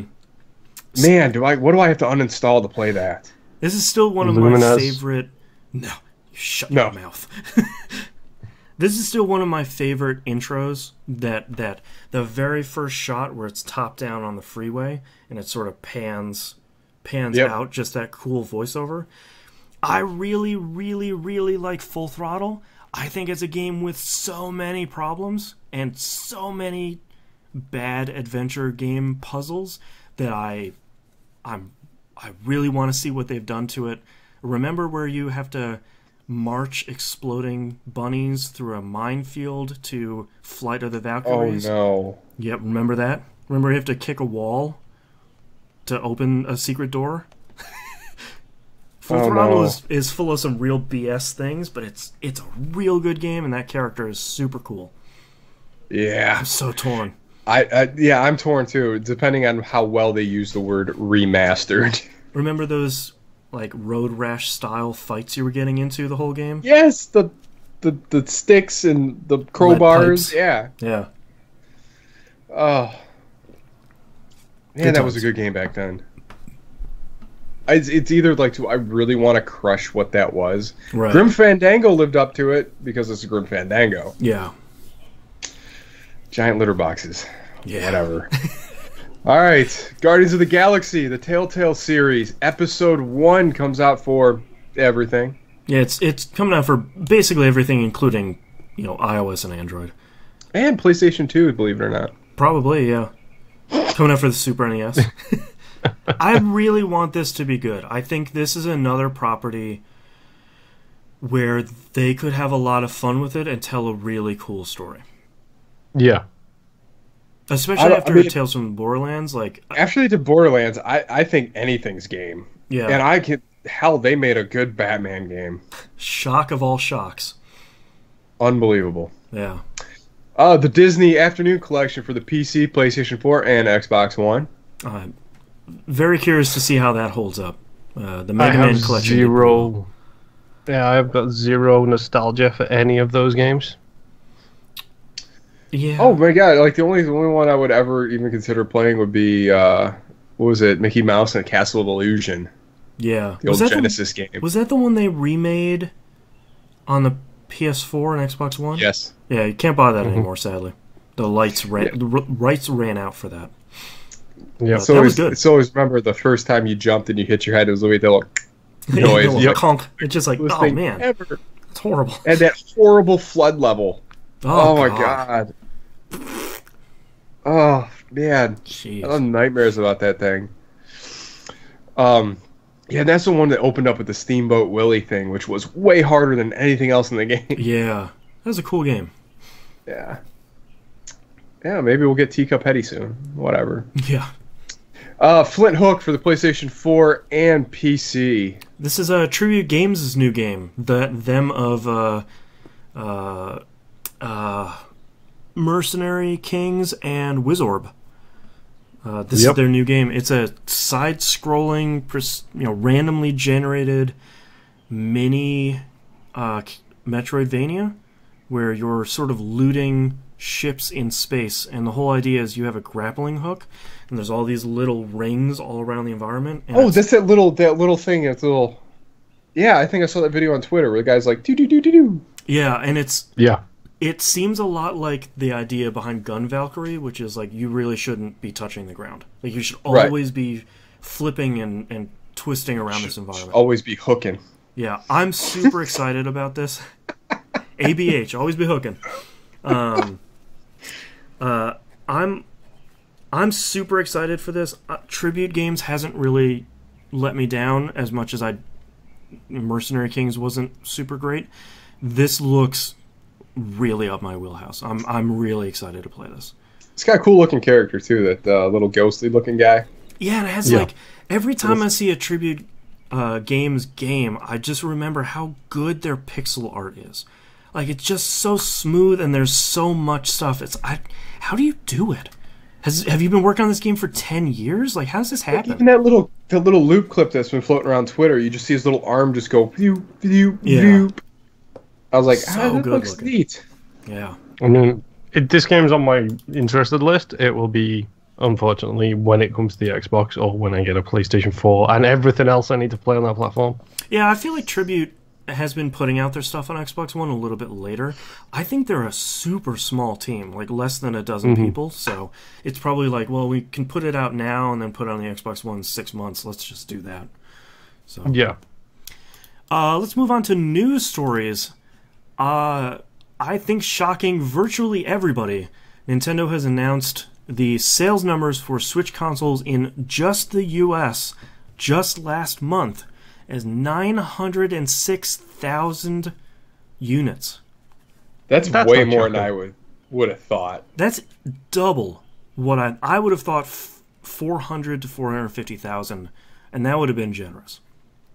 Yeah, I mean, I would have thought that pre-launch, but after everybody, and I mean everybody, talking about Zelda, everyone's picking it up, I think, to play Zelda on. And yeah, I get it, you can play it on the Wii U at the same time, but how many...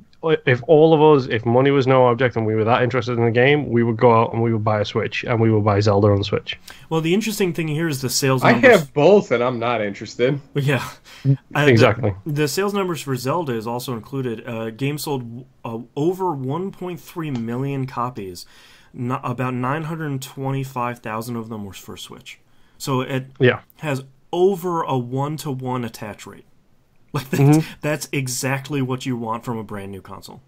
Yep. Yeah, definitely. Especially a game that's cross-platform like that could be as well. And I know a number of people who've bought the special editions and the digital edition because they want to just be able to play it on the thing and like basically shelf the special edition. Right, and then put the cart for Binding of Isaac in there. Yes, exactly. And on the what? Yes. I was just going to say, you sharing that second run artwork. Yeah, I know. Those jerks. In other Nintendo news, so let's visit the other side of the coin. Good old Nintendo. The NES Classic Edition has been discontinued in North America. It make no sense at all. Why would you run that train until they're all like... You could continually make those for the next 5 years and still sell. Sell them. I think I halfway think this was the right choice because I think the popular opinion about the NES Classic Edition has died down from this like frothy fervor that it has been. and there's been this small group of people that still wanted to get one and weren't able to. I think at that point they learned from the Wii U and said, like, look, we ran out of this stock.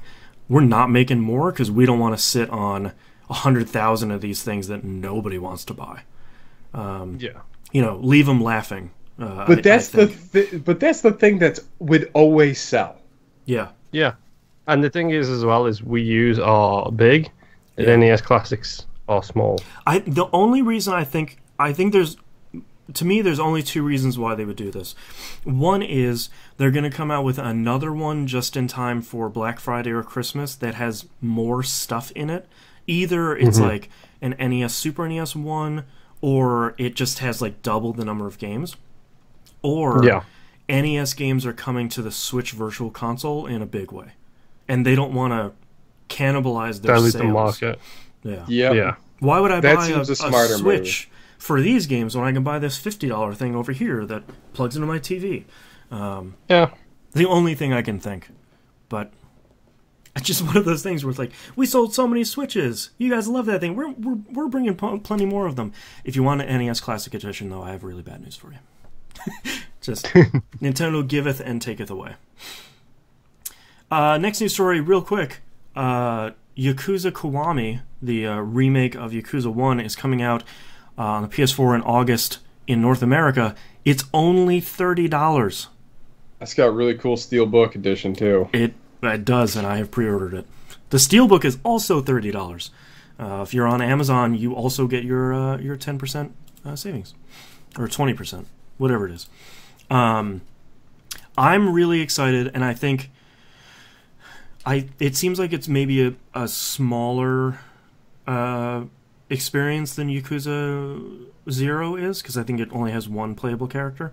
But I think you have two options for getting started with the Yakuza series now. You want to play the big game, you got Yakuza 0, it's out now, and you want to wait a little bit and get the smaller, cheaper game. Kiwami's going to be out August 29th. So, or be like me and just play both. Yeah, definitely. And this one doesn't have the terrible English voice acting that the PS2 one did. So that's a good bonus. Come on, there's always a good thing for terrible voice acting. It wasn't like trauma B-movie bad. It was genuine bad B-movie bad. It was real bad. Last news story, and I hope something that both Microsoft and Sony pick up here in the short term. Microsoft is testing on the Xbox Insider program digital refunds on the Xbox and Windows Store.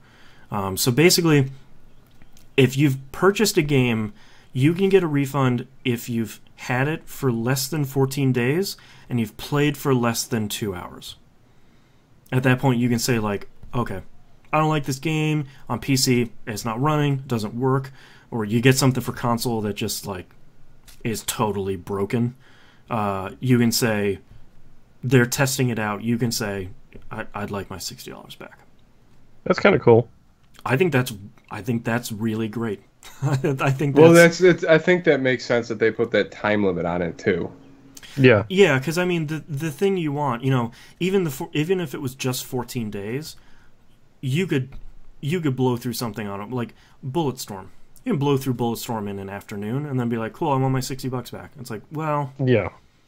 Well, you did play the whole thing, so yeah, you kind of own it. Yeah, and like you've played more than 2 hours, so we know you just played a game for its achievement points and then kind of dumped it. I think that's really smart, and I think people that buy games only digitally have been getting pretty screwed. Yes. Bear's over there holding up his hand, because there have been a lot of games that still come out that are just broken.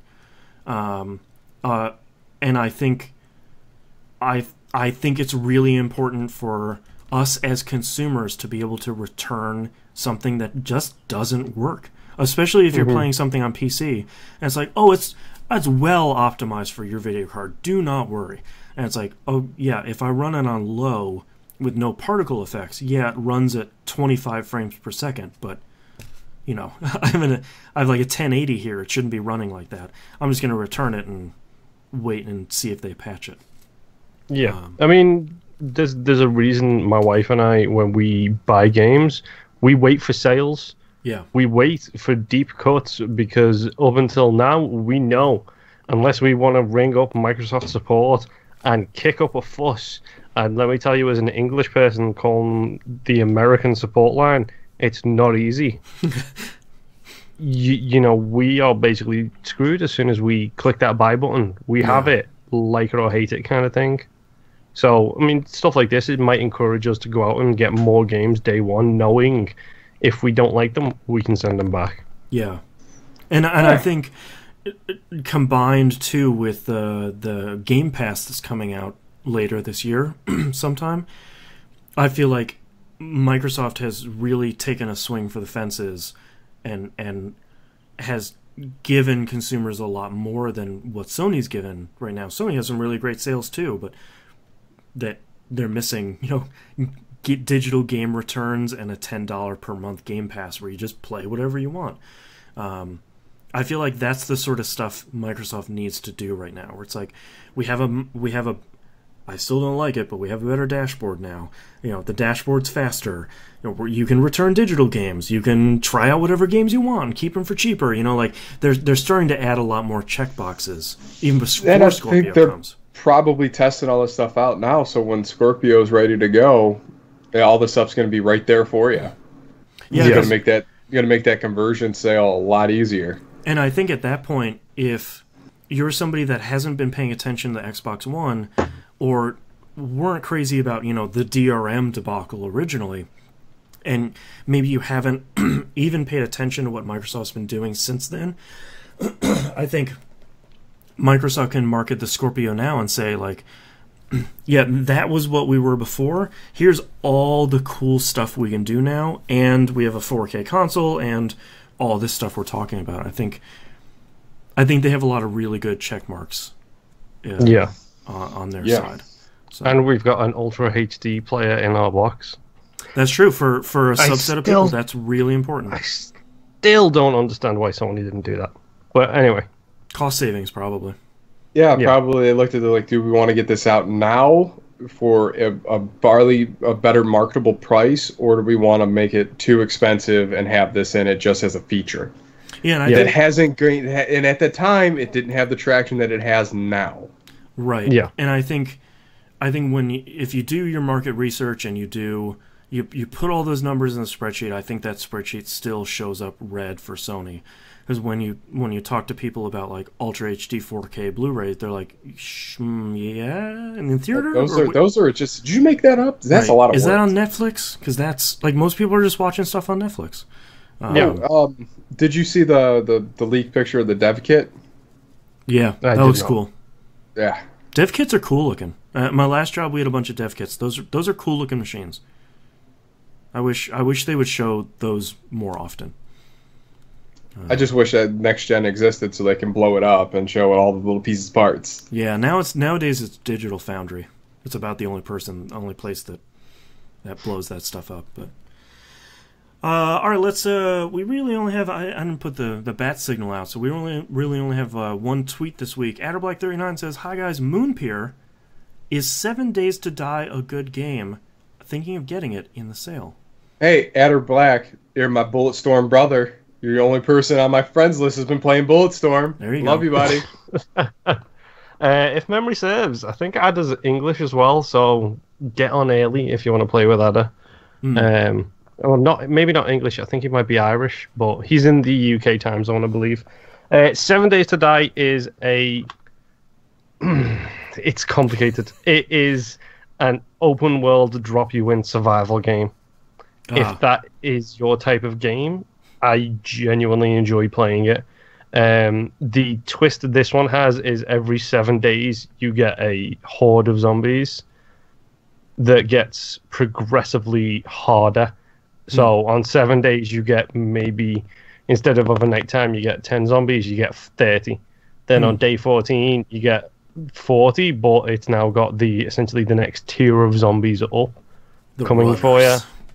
Yes, the ones who can climb stuff and then after that it becomes the the fat cops who can spit stuff at you. You know, it's a really, really interesting game. Like, I did love it when I played it, and my wife and I played a lot of it.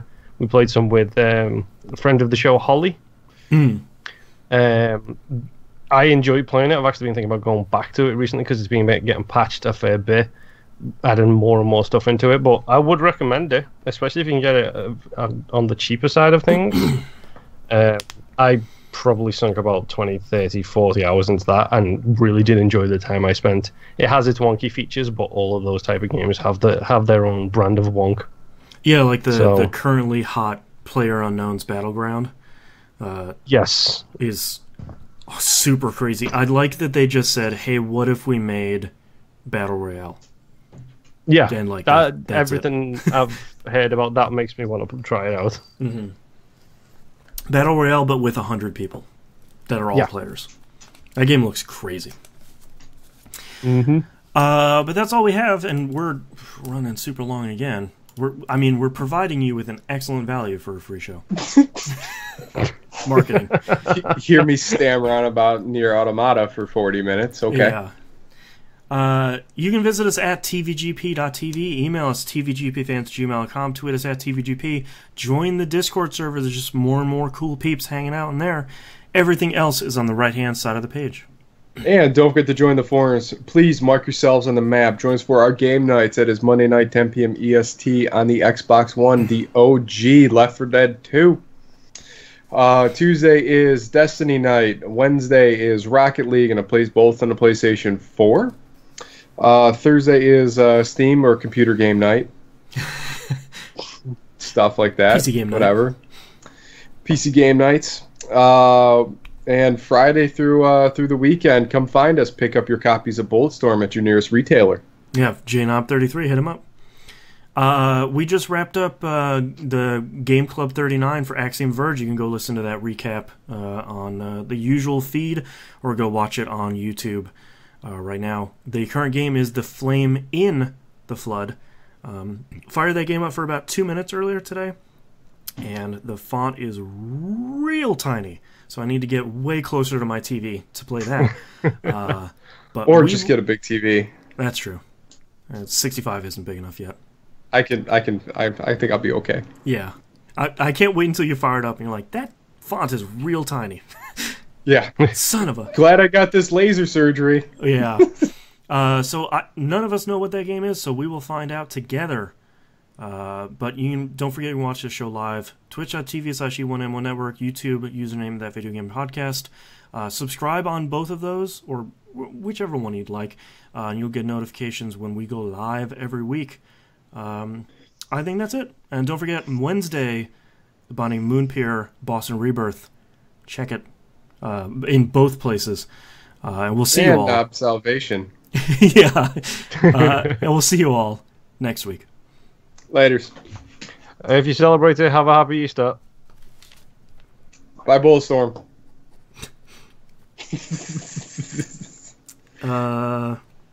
Okay, I have... It's got to be Ben-Hur. That's one of them, yeah. I've got 7 titles here, Moon. What do you got? I don't know, like 5. Nobs is Salting the Earth.